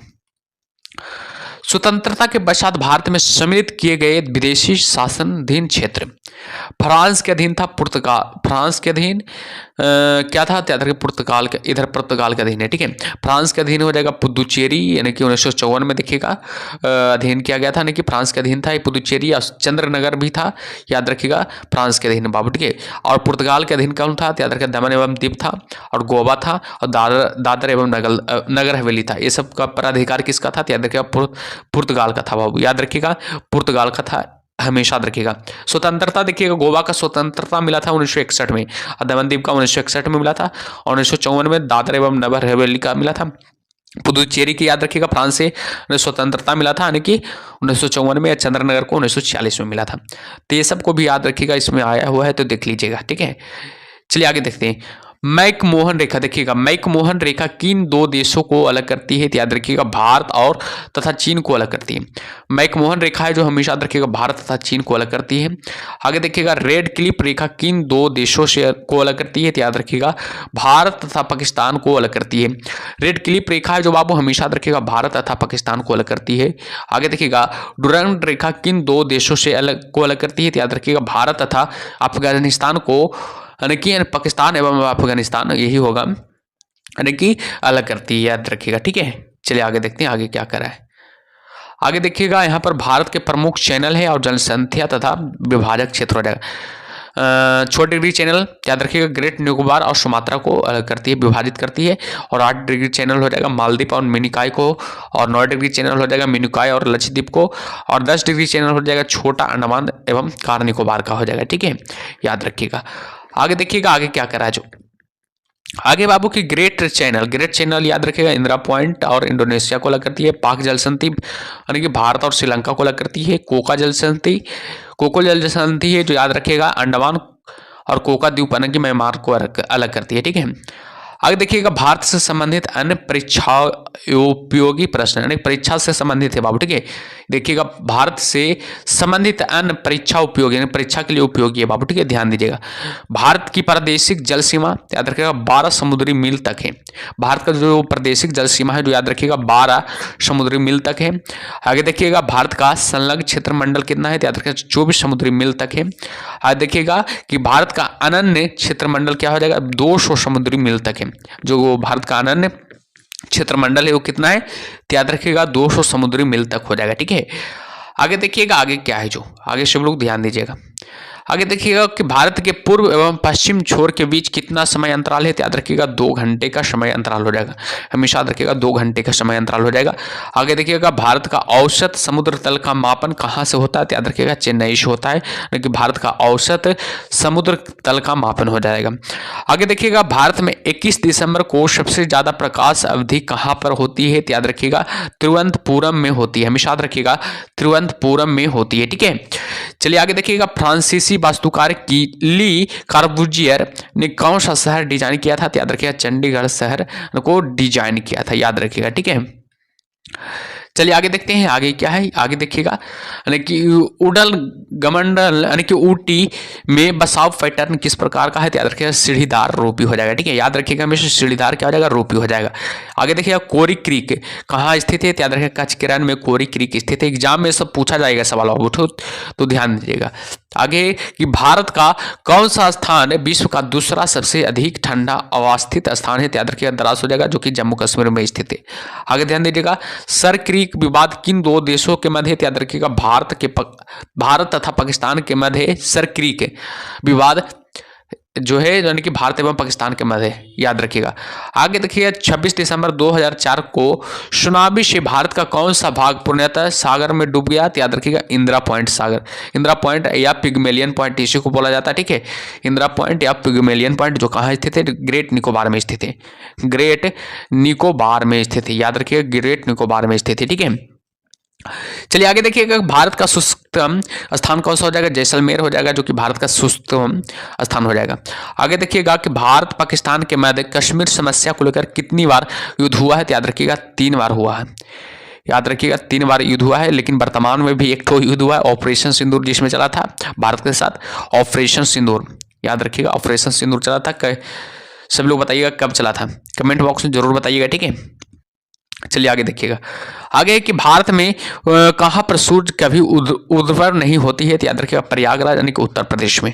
आगे देखिएगा कि भारत के उपमहाद्वीप में उष्णकटिबंधीय चक्रवातों द्वारा प्रायः प्रभावित क्षेत्र कौन सा होगा? तो याद रखिएगा कोरोमंडल तट हो जाएगा।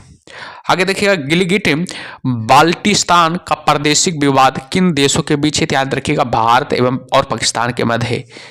आगे देखिएगा भारत एवं में भूपत्रकों या सर्वे सीटों का प्रकाशन कहाँ से होता है? तो याद रखिएगा देहरादून से होता है। हमेशा याद रखिएगा देहरादून से होता है। ठीक है, आगे देखिएगा कि दिल्ली के समीप के देशांतर पर स्थित कौन सा है तो याद रखिएगा बेंगलुरु हो जाएगा। दिल्ली के समीप देशांतर पर स्थित शहर कौन सा हो जाएगा? बेंगलुरु हो जाएगा।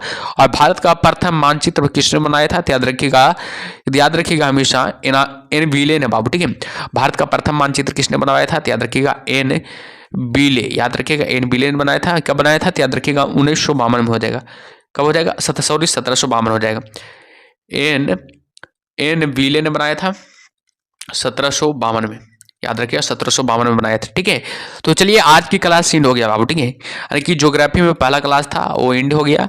आप लोग कमेंट बॉक्स में बताइएगा कि कैसा लगा क्लास, सभी लोग कमेंट बॉक्स में बताइए, ठीक है। फीडबैक के रूप में जरूर दीजिएगा कि कैसा लगा क्लास। जो सभी लोग बताइएगा कि फीडबैक के रूप में पहली क्लास था यानी कि ज्योग्राफी का, बेसिक रूप से सभी का क्लास कराएंगे। आप लोग को चिंता करने की कोई जरूरत नहीं है। साइंस हो चाहे ज्योग्राफी तो कराए हैं, पॉलिटी हो चाहे हिस्ट्री हो, सभी एकदम बेसिक रूप से क्लास कराएंगे। एकदम मजा आएगा क्लास में, ठीक है, करने में, ठीक है। तो बताइए आप लोग कि कैसा लगा क्लास। आप सेशन को क्या कीजिए, सभी लोग लाइक कर दीजिए। पहले बाबू सेशन को लाइक कर दीजिए और चैनल को जो भी अभी तक सब्सक्राइब नहीं किया सब्सक्राइब कर लीजिए, ठीक है। तो चलिए मिलते हैं अगली क्लास में, तब तक के लिए ओके बाय। सभी लोग क्या कीजिए, शेयर कर दीजिए क्लास को, ठीक है, अपने दोस्तों को। तो चलिए शुरू करते हैं क्लास को, ठीक है।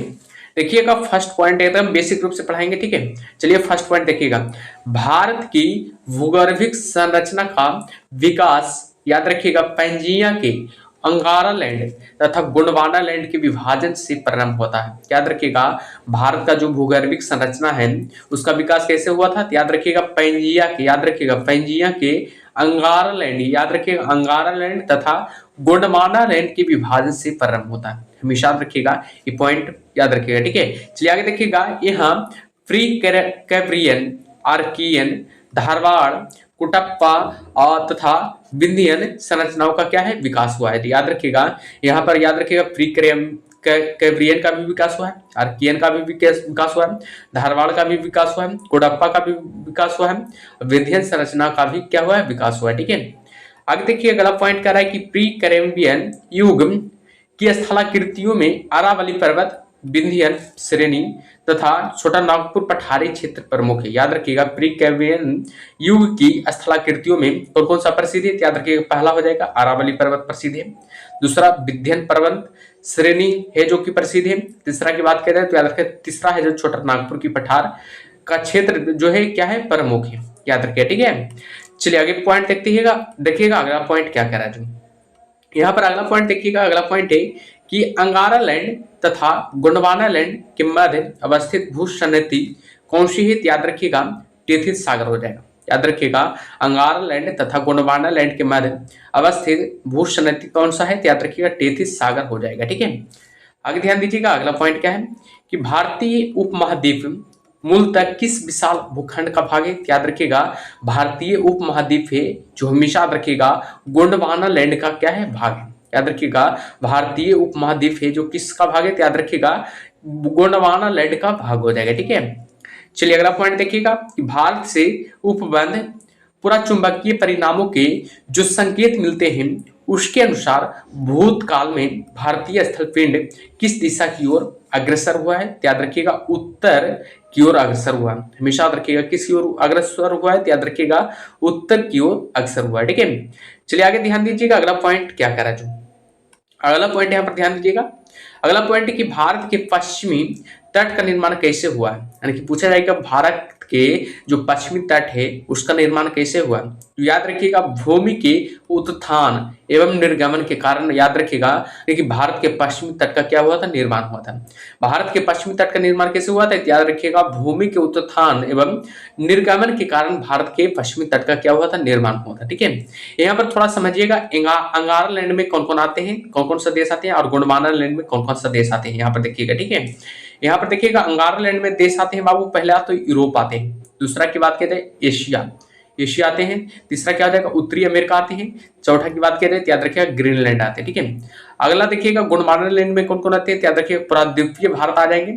याद रखिएगा प्राद्वीपीय भारत किस में आ जाएंगे? तो याद रखिएगा गोंडवाना लैंड में आ जाएंगे, ठीक है। आगे देखिएगा अफ्रीका आ जाएगा, अफ्रीका है जी, याद रखिएगा किस में आ जाएगा? तो याद रखिएगा गोंडवाना लैंड में आ जाएगा। ऑस्ट्रेलिया भी कहाँ आ जाएगा? तो याद रखिएगा गोंडवाना लैंड में आ जाएगा। दक्षिणी अमेरिका भी कहाँ आ जाएगा? तो याद रखिएगा गोंडवाना लैंड में आ जाएगा। अंटार्कटिका और मेडागास्कर ये सब किस में आ जाएगा? तो याद रखिएगा गोंडवाना लैंड के अंतर्गत आता है, ठीक है। यहाँ पर ध्यान दीजिएगा, ठीक है। चलिए आगे देखिएगा, आगे क्या करा? प्री कैम्ब्रियन, याद रखिएगा प्री कैम्ब्रियन और आर्कियन संरचना। प्री कैम्ब्रियन में देखिएगा आर्कियन संरचना को, ठीक है। देखिएगा इसमें क्या करा है कि फर्स्ट पॉइंट कि सर्वप्रथम आर्कियन संरचना का विकास कैसे हुआ, याद रखिएगा सर्वप्रथम आर्कियन संरचना का जो विकास हुआ है, याद रखिएगा गर्म गलित पदार्थों के शीतलीकरण से, याद रखिएगा गर्म गलित पदार्थों के शीतलीकरण से, जैसे हुआ लावा हुआ, लावा के कारण बाबू याद रखिएगा आर्कियन संरचना का निर्माण हुआ। मैग्मा के रूपांतरण से, याद रखिएगा मैग्मा के रूपांतरण से भी याद रखिएगा आर्कियन संरचना का निर्माण हुआ। ये सब के द्वारा क्या हुआ था, याद रखिएगा आर्कियन संरचना का क्या हुआ था, निर्माण हुआ था, ठीक है। चलिए आगे देखिएगा अगला पॉइंट क्या करा है, जो यहाँ पर अगला पॉइंट देखिएगा, अगला पॉइंट है कि प्री कैम्ब्रियन महाकल्प के किस क्रम की चट्टानों में जीवाश्म नहीं पाए जाते हैं, तो याद रखिएगा आर्कियन क्रम की चट्टानों में क्या नहीं पाया जाता, जीवाश्म नहीं पाया जाता, ठीक है, याद रखिएगा। आगे देखिएगा आगे क्या करा, आर्कियन क्रम की चट्टानें मुख्य रूप से किन क्षेत्रों में पाई जाती है, पूछा जाएगा एग्जाम में कि आर्कियन क्रम की जो चट्टानें हैं मुख्य रूप से किस क्षेत्रों में पाया जाता है, तो याद रखिएगा पहला हो जाएगा आंध्र प्रदेश में हो जाएगा। भारत की बात किया जा रहा है तो याद रखिएगा आंध्र प्रदेश हो जाएगा। दूसरा की बात किया जाए तो याद रखिएगा कर्नाटक राज्य हो जाएगा। तीसरा तमिलनाडु राज्य हो जाएगा। चौथा छोटा नागपुर का पठार हो जाएगा। पांचवा की बात किया जाए तो उड़ीसा हो जाएगा। छठा की बात किया जाए मध्य प्रदेश हो जाएगा। सातवां की बात किया जाए मेघालय का पठार हो जाएगा तथा बुंदेलखंड क्या हो जाएगा, क्षेत्र हो जाएगा। इस समय बाबू याद रखिएगा आर्कियन क्रम की चट्टानें पाई जाती है, ठीक है, हमेशा याद रखिएगा। चलिए आगे देखिएगा आगे क्या है, जो आगे यहाँ पर देखिएगा क्या कर रहा है कि आर्कियन संरचना किस प्रकार के चट्टानों से निर्मित है। पूछा जाएगा एग्जाम में कि आर्कियन संरचना किस प्रकार के चट्टानों से निर्मित है, तो हमेशा याद रखिएगा आग्नेय चट्टानों से निर्मित है। हमेशा याद रखिएगा आग्नेय चट्टानों से क्या है, निर्मित है, ठीक है। आर्कियन संरचना किस प्रकार के चट्टानों से निर्मित है, तो याद रखिएगा आग्नेय चट्टानों से निर्मित है, ठीक है। यहाँ पर देखिएगा प्री कैम्ब्रियन काल में अरावली पहाड़ियां का निर्माण किस रूप में हुआ था। प्री कैम्ब्रियन काल में अरावली पहाड़ियों का निर्माण किस काल में हुआ था, याद रखिएगा हमेशा याद रखिएगा मोड़दार पर्वतों के रूप में हुआ था। हमेशा याद रखिएगा मोड़दार पर्वतों के रूप में हुआ था, ठीक है। अगला देखिएगा धड़वार संरचना, ठीक है। धड़वार संरचना को देखते हैं, ठीक है। आगे यहाँ पर देखिएगा धड़वार संरचना में क्या बात किया जा रहा है, तो याद रखिएगा धड़वार क्रम की चट्टानों का निर्माण किस काल में हुआ था, तो याद रखिएगा प्री कैम्ब्रियन काल में हुआ था, ठीक है। धड़वार क्रम की चट्टानों का निर्माण किस काल में हुआ था, तो हमेशा याद रखिएगा प्री कैम्ब्रियन काल में हुआ था, ठीक है, याद रखिएगा। आगे यहाँ पर देखिएगा कि धड़वार किस प्रकार की चट्टानी संरचना है, तो याद रखिएगा धड़वार हो जो याद रखिएगा जीवाश्म रहित कायांतरित अवसादी संरचना है। यानी कि धड़वार किस प्रकार की चट्टानी संरचना है, तो याद रखिएगा जीवाश्म रहित कायांतरित अवसादी संरचना है, ठीक है। आगे देखिएगा अगला पॉइंट क्या करा है कि धड़वार संरचना का सर्वाधिक विकास किस क्षेत्र में हुआ है, यानी कि भारत के किस क्षेत्र में धड़वार संरचना का सर्वाधिक विकास हुआ है, तो याद रखिएगा कर्नाटक के धड़वार क्षेत्र में। याद रखिएगा कर्नाटक के धड़वार क्षेत्र में बाबू याद रखिएगा धड़वार संरचना का सर्वाधिक विकास हुआ है, ठीक है। ये आगे देखिएगा अगला पॉइंट क्या है, जो देखिएगा ये क्लास जो चल रहा है एकदम बेसिक से चल रहा है, ठीक है। आप लोग पहली क्लास अगर नहीं देखे हैं तो जाकर देख लीजिए, उसका लिंक डिस्क्रिप्शन बॉक्स में दे दिया जाएगा, ठीक है। आप लोग सभी देख लीजिएगा, ठीक है, एकदम बेहतरीन तरीका से समझाएगा, ठीक है। वो क्या है, भूगोल का एक परिचय है, ठीक है। भूगोल का क्या है, याद रखिएगा परिचय हो जाएगा, ठीक है। परिचय के रूप में क्लास चला था, ठीक है, एकदम बेसिक रूप से चला था, ठीक है। अगर आप लोग नहीं देखे तो जाकर देख लीजिएगा। चलिए आगे देखिएगा भारत में धड़वार क्रम की चट्टानें हिमालय के किन श्रेणियों में पाई जाती है, याद रखिएगा भारत में धड़वार क्रम की जो चट्टानें हैं हिमालय के किन श्रेणियों में पाई जाती है, तो याद रखिएगा पहला हो जाएगा लद्दाख श्रेणी में, जास्कर गढ़वाल तथा कुमायूं श्रेणी में ये सब में पाई जाती है, ठीक है, हमेशा याद रखिएगा। चलिए आगे देखिएगा कि भारत के धात्विक खनिज संसाधन सबसे अधिक किस संरचना में पाए जाते हैं। भारत में के धात्विक खनिज संसाधन सबसे अधिक किस संरचना में पाए जाते हैं, याद रखिएगा धड़वार संरचना में पाई जाती है, हमेशा याद रखिएगा धड़वार संरचना में पाई जाती है, ठीक है। अगला देखिएगा अगला पॉइंट क्या कह रहा है, जो भारत के किस भौमिकीय शैल क्रम में लौह एस का समृद्ध भंडार पाया जाता है, तो याद रखिएगा धड़वार क्रम में हो जाएगा, हमेशा याद रखिएगा धड़वार क्रम में हो जाएगा, ठीक है। चलिए आगे देखिएगा आगे क्या कह रहा है, जो अगला पॉइंट देखिएगा यहाँ पर अगला पॉइंट है कि धड़वार संरचना में मुख्यतः कौन से खनिज पाए जाते हैं? धड़वार संरचना में मुख्यतः कौन कौन से खनिज पाए जाते हैं, ये पूछ रहा है। तो याद रखिएगा लौह अयस्क पाया जाता है, यानी कि लोहा भी पाया जाता है धड़वार की संरचना में, और तांबा भी पाया जाता है, मैग्नीज पाया जाता है, अभ्रक पाया जाता है, चांदी पाया जाता है, डोलोमाइट पाया जाता है, सोना भी पाया जाता है। ठीक है, पूछा जाएगा धड़वार संरचना में मुख्यतः कौन से खनिज पाए जाते हैं? तो याद रखिएगा लौह भी पाया जाता है, यानी कि लोहा भी पाया जाता है, तांबा भी पाया जाता है, मैग्नीज भी पाया जाता है, अभ्रक भी पाया जाता है, और चांदी भी पाया जाता है, डोलामाइट भी पाया जाता है, और सोना भी पाया जाता है। ठीक है, यहाँ पर देखिएगा महत्वपूर्ण तथ्य दिया हुआ है, देखिएगा बहुत इंपॉर्टेंट है इसलिए महत्वपूर्ण तथ्य लिख दिया है यहाँ पर। ठीक है, देखिएगा महत्वपूर्ण तथ्य, देखिएगा पहला पॉइंट क्या है कि भारत का 98% कोयला गोंडवाना क्रम की चट्टानों में पाया जाता है। याद रखिएगा भारत में 98%, याद रखिएगा 98% बाबू जो कोयला है, याद रखिए गोंडवाना क्रम में पाई जाती है। गोंडवाना क्रम की चट्टानों में क्या पाई जाती है? यानी कि पाई जाती है। ठीक है, यहाँ याद रखिएगा यानी कि कोयला पाई जाती है। आगे देखिएगा कि धड़वारा क्रम की चट्टानों का निर्माण आर्कियन क्रम की चट्टानों के अपरदन एवं निक्षेपण के फलस्वरूप हुआ। याद रखिएगा धड़वार क्रम की चट्टानों का जो निर्माण हुआ है, याद रखिएगा आर्कियन क्रम की चट्टानों के अपरदन एवं निक्षेपण के फलस्वरूप हुआ है। याद रखिएगा के अपरदन एवं निक्षेपण के फलस्वरूप हुआ है। ठीक है, आगे देखिएगा अगला पॉइंट है कि कुडप्पा संरचना का विकास आर्कियन और धड़वार संरचना में अपरदन और भौतिक रासायनिक परिवर्तन से प्राप्त अवसादों के निक्षेपण के द्वारा हुआ है। याद रखिएगा। ठीक है, चलिए आगे देखिएगा अगला पॉइंट क्या है। जो यहाँ पर अगला पॉइंट देखिएगा कि आर्कियन शैलों में आध्यात्मिक तथा दुर्लभ खनिज पाए जाते हैं। याद रखिएगा आर्कियन शैलों में कैसा तत्व पाए जाते हैं? तो याद रखिएगा कैसा खनिज पाए जाते हैं? तो याद रखिएगा पहला तो धात्विक खनिज पाए जाते हैं, धात्विक खनिज भी पाया जाता है, और दूसरा अधात्विक खनिज भी पाया जाता है। ठीक है, और दुर्लभ खनिज भी पाए जाते हैं। ठीक है, देखिए धात्विक खनिज भी पाए जाते हैं, अधात्विक खनिज भी पाए जाते हैं, और दुर्लभ खनिज भी पाए जाते हैं। कहाँ पाए जाते हैं? तो याद रखिएगा आर्कियन शैलों में पाए जाते हैं। ठीक है, अगला पॉइंट देखिएगा, अगला पॉइंट है कि विंध्यन संरचना का भवन निर्माण के पत्थरों के लिए प्रसिद्ध है। विंध्यन संरचना का भवन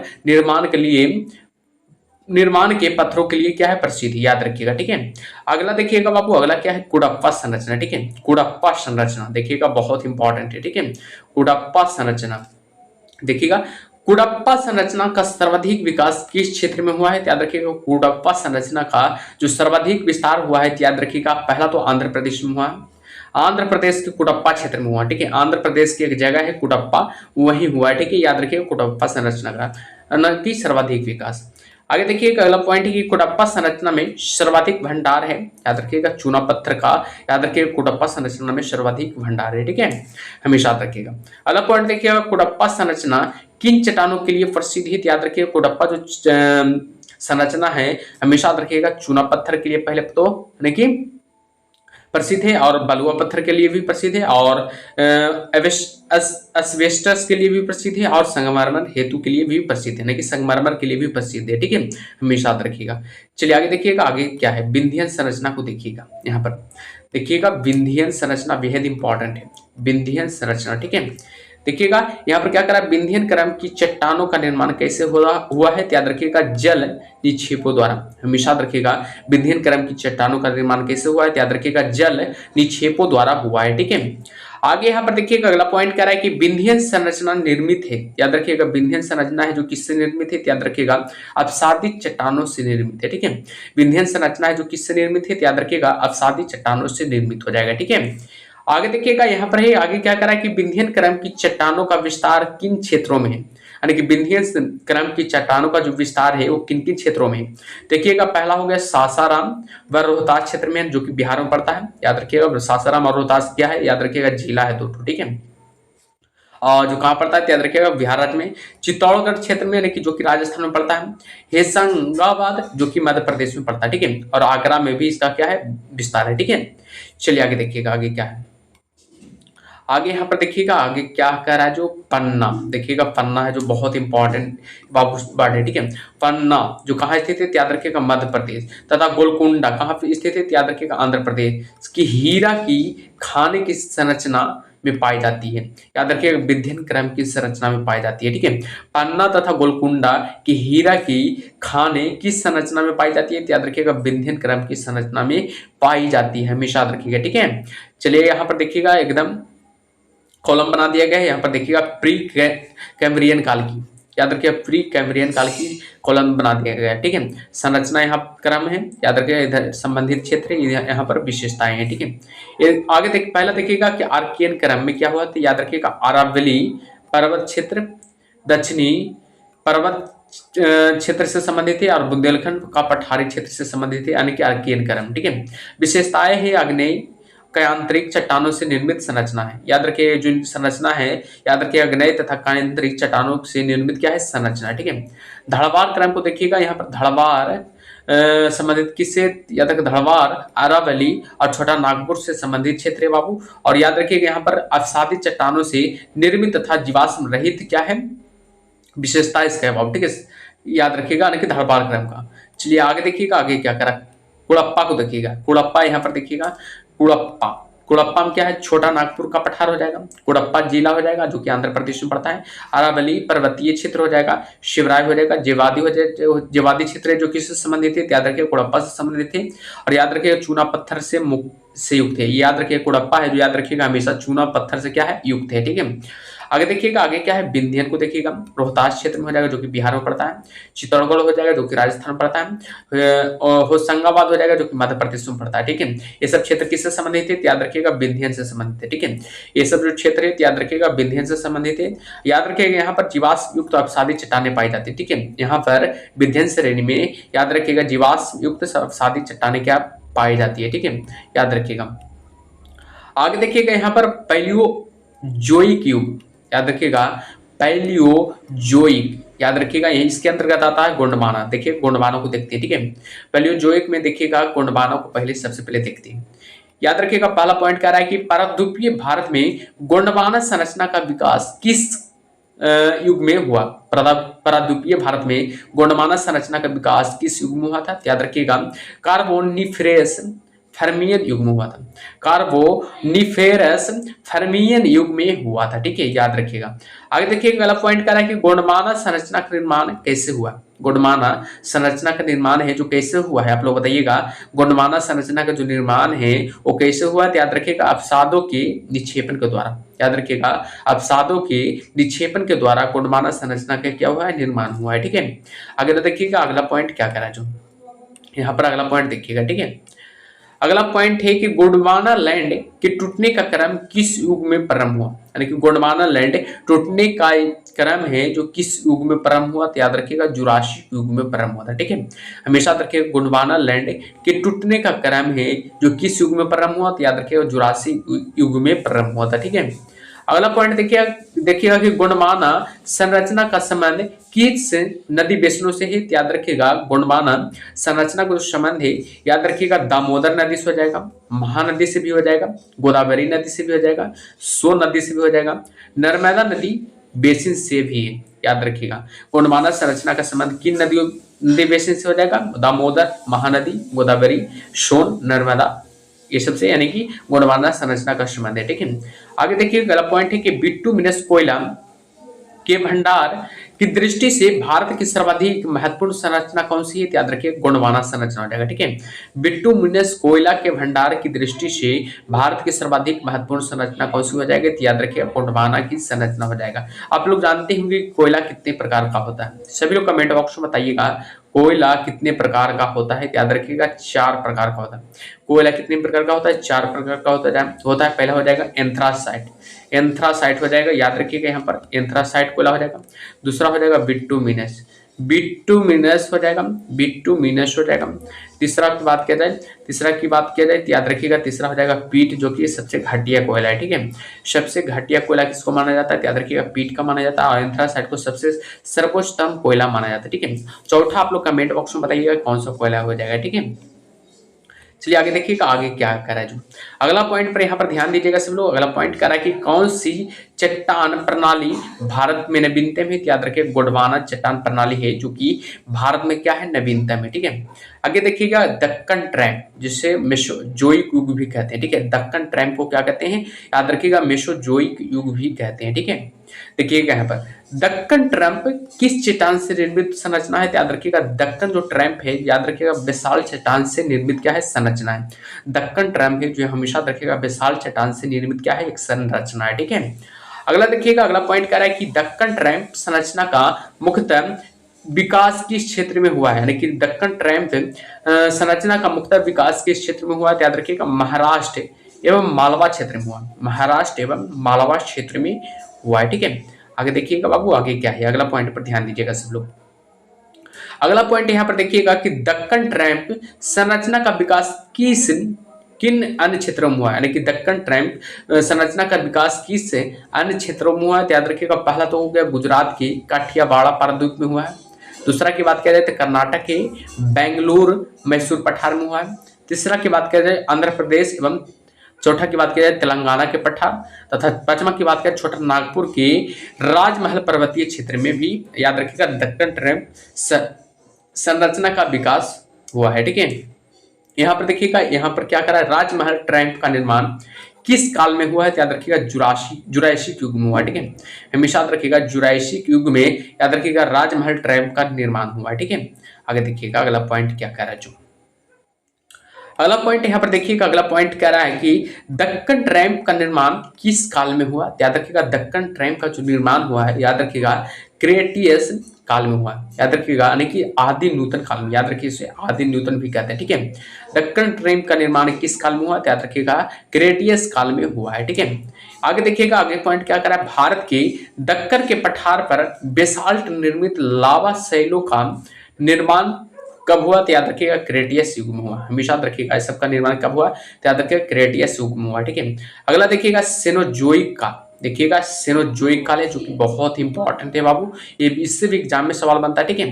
तो ध्यान दीजिएगा सेनोजोइक काल को, ठीक है, समझिएगा भी, ठीक है। अगला पॉइंट कर रहा है कि सेनोजोइक का अर्थ क्या है, बताइएगा सेनोजोइक का अर्थ क्या होता है, याद रखिएगा नवीन जीवन हो जाएगा। सेनोजोइक का अर्थ क्या होता है, याद रखिएगा हमेशा नवीन जीवन हो जाएगा, सेनोजोइक का अर्थ हो जाएगा। देखिएगा सेनोजोइक को कितने भागों में विभाजित किया गया है, देखिएगा यहाँ पर सेनोजोइक यहाँ पर दिया हुआ है, सेनोजोइक को कितने भागों में विभाजित किया गया है, तो आप लोग को पता होनी चाहिए कि सेनोजोइक को 2 भागों में विभाजित किया है। पहला हो जाएगा क्या, टर्शियरी, याद रखिएगा पहला क्या हो जाएगा टर्शियरी, दूसरा की बात किया जाए तो दूसरा क्या हो जाएगा, याद रखिएगा क्वांटरी, याद रखिएगा क्वांटरी हो जाएगा, ठीक है, क्वांटरनरी हो जाएगा, ठीक है। ऑप्शन क्वांटरनरी हो जाएगा, पहला क्या हो जाएगा, पहला टर्शियरी हो जाएगा, दूसरा क्वांटरनरी हो जाएगा, ठीक है। याद रखिएगा क्वांटरनरी को भी 2 भागों में विभाजित किया गया, क्वांटरनरी को भी याद रखिएगा 2 भागों में विभाजित किया गया। पहला का नाम क्या है, याद रखिएगा प्लेस्टोनिस, जिसे हिम युग के पहले माना जाता है, याद रखिएगा प्लेस्टोनिस को हिम युग के पहले माना जाता है। दूसरा क्या हो जाएगा, हिम युग के बाद, याद रखिएगा हिम युग के बाद, याद रखिएगा दूसरा क्या हो जाएगा, हिम युग के बाद, ठीक है। आगे यहाँ पर ध्यान दीजिएगा, प्लेस्टोनिस को भी क्या कहते हैं, याद रखिएगा इसमें याद रखिएगा प्लेस्टोनिस यानी कि हिम युग के पहले की बात किया जा रहा था, इसमें याद रखिएगा हिमालय पर्वत की उत्पत्ति हुई थी, यानी कि प्लेस्टोनिस में याद रखिएगा हिमालय पर्वत की उत्पत्ति हुई थी। एग्जाम में पूछा जाए कि प्लेस्टोनिस किसमें यानी कि हिमालय पर्वत की उत्पत्ति हुई थी, याद रखिएगा हिम युग के पहले यानी कि प्लेस्टोनिस के पहले यानी कि हिमालय पर्वत की उत्पत्ति हुई थी, ठीक है। आगे देखिएगा हिम युग के बाद में क्या हुआ था, बताइएगा हिम युग के बाद में क्या होता है, याद रखिएगा भारत का उत्तरी मैदान एवं तटीय मैदान का निर्माण हुआ था, याद रखिएगा भारत का उत्तरी मैदान एवं तटीय मैदान का क्या हुआ था, निर्माण हुआ था हिम युग के बाद, ठीक है। यहाँ पर ध्यान दीजिएगा, ठीक है। चलिए आप लोग को समझ में आ गया होगा, ठीक है। चलिए आगे देखिएगा आगे क्या करा है, जो आगे यहाँ पर देखिएगा कि देश की क्या करा है, देश की वर्तमान स्थलाकृति किस युग में सुनिश्चित हुई है, याद रखिएगा देश की वर्तमान स्थलाकृति है जो किस युग में सुनिश्चित हुई है, तो याद रखिएगा प्लेस्टोनिस युग में, याद रखना प्लेस्टोनिस युग में हो जाएगा, ठीक है, प्लेस्टोनिस युग में हो जाएगा, ठीक है।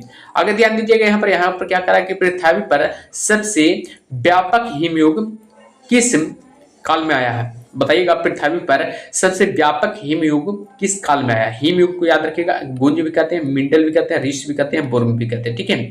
याद रखिएगा कब आया था, याद रखिएगा प्लेस्टोनिस युग काल में, याद रखिएगा हमेशा प्लेस्टोनिस काल में आया था, ठीक है। चलिए आगे देखिएगा अगला पॉइंट क्या करा कि भारत में पेट्रोलियम पदार्थ किस क्रम की चट्टानों में पाए जाते हैं, याद रखिएगा भारत में पेट्रोलियम पदार्थ है जो हमेशा याद रखिएगा टर्शियरी क्रम की अपसादी चट्टानों में पाया जाता है, टर्शियरी क्रम की अपसादी चट्टानों में पाया जाता है, याद रखिएगा हमेशा, ठीक है। चलिए आगे देखिएगा, आगे क्या करा है। इंडस संगप्पो सचर जोन का निर्माण कब हुआ, बताइएगा। इंडस संगप्पो सचर जोन्स का निर्माण कब हुआ था। इसको याद रखिए, शॉर्ट में ITSZ कहते हैं, ITSZ कहते हैं, याद रखिएगा। प्लाइस्टोनिस और ये सोनिस काल के मध्य हुआ, याद रखिएगा। प्लाइस्टोनिस और सोनिस काल के मध्य हुआ, ठीक है। आगे देखिएगा, आगे क्या कह रहा है, जो देखिएगा यहाँ पर क्या कर रहा है। यहाँ पर देखिएगा MBF समझिएगा, मेन बाउंड्री फॉल्ट, इसको इंग्लिश अथी में फुल फॉर्म क्या हो जाएगा, मेन बाउंड्री फॉल्ट हो जाएगा। का विकास कब हुआ, तो याद रखिएगा सिनोजोइक काल में, याद रखिएगा MBF का विकास हुआ, ठीक है। आगे देखिएगा यहाँ पर बृहद हिमालय की उत्पत्ति किस काल में हुई। एग्जाम में पूछा जाए कि बृहद हिमालय की उत्पत्ति है जो किस काल में हुई थी, याद रखिएगा, हमेशा याद रखिएगा ओलिगोशिन काल में, याद रखिएगा ओलिगोशिन काल में, यानी कि हमेशा याद रखिएगा बृहद हिमालय की उत्पत्ति हुई है, ठीक है। चलिए आगे देखिएगा, शिवालिक हिमालय की उत्पत्ति किस काल में हुई है, याद रखिएगा। शिवालिक हिमालय की जो उत्पत्ति है वो किस काल में हुई थी, याद रखिएगा प्लाइस्टोनिक काल में, ठीक है, प्लाइयोशीन काल में, याद रखिएगा प्लाइयोशीन काल में, यानी कि शिवालिक हिमालय की उत्पत्ति हुई थी, ठीक है। आगे देखिएगा यहाँ पर आगे क्या कर रहा है, लघु या मध्य हिमालय की उत्पत्ति किस काल में हुई है, ये पूछ रहा है, यानी कि लघु या मध्य हिमालय की उत्पत्ति किस काल में हुई है, तो याद रखिएगा मायोशीन काल में हो जाएगा। मायोशीन काल में, यानी कि लघु एवं मध्य हिमालय की उत्पत्ति हुई थी, ठीक है, हमेशा याद रखिएगा। चलिए आगे देखिएगा, आगे क्या करा जो यहाँ पर आगे देखिएगा, ठीक है। आगे देखिएगा यहाँ पर क्या करा है, यहाँ पर देखिएगा बाबू आप लोग, ठीक है। विशाल मैदान के बांगर एवं खादर रुख का विकास कब हुआ, यानी कि विशाल मैदान के बांगर एवं खादर रुख का विकास कब हुआ, याद रखिएगा अत्यंत नूतन युग में, याद रखिएगा अत्यंत नूतन युग में हुआ है, ठीक है। आगे यहाँ पर देखिएगा, नर्मदा, ताप्ती, गोदावरी, कृष्णा तथा कावेरी नदियों की वेदिकाओं का निर्माण कब हुआ, यानी कि नर्मदा, ताप्ती, गोदावरी, कृष्णा तथा कावेरी नदियों की वेदिकाओं का निर्माण कब हुआ, याद रखिएगा सिनोजोइक के अत्यंत नूतन युग, सिनोजोइक के अत्यंत नूतन युग में हुआ है, ठीक है। आगे यहाँ पर ध्यान दीजिएगा कि राजस्थान मरुस्थल अथवा थार मरुस्थल किसका विस्तार है, यानी कि राजस्थान मरुस्थल अथवा थार मरुस्थल है जो किसका विकास है, याद रखिएगा हमेशा विस्तार की बात किया जा रहा है, विकास नहीं विस्तार का हो जाएगा, ठीक है। याद रखिएगा प्लेस्टोनिस हो जाएगा एवं अभिनव जमाव का हो जाएगा, प्लेस्टोनिस एवं अभिनव जमाव का हो जाएगा, ठीक है। आगे यहाँ पर ध्यान दीजिएगा, पश्चिमी घाट का निर्माण किस काल में हुआ, याद रखिएगा उत्तर नूतन काल में हुआ, ठीक है। यानी कि पश्चिमी घाट का निर्माण किस काल में हुआ, याद रखिएगा उत्तर नूतन काल में पश्चिमी घाट का निर्माण हुआ है, ठीक है। चलिए आगे ध्यान दीजिएगा यहाँ पर आगे क्या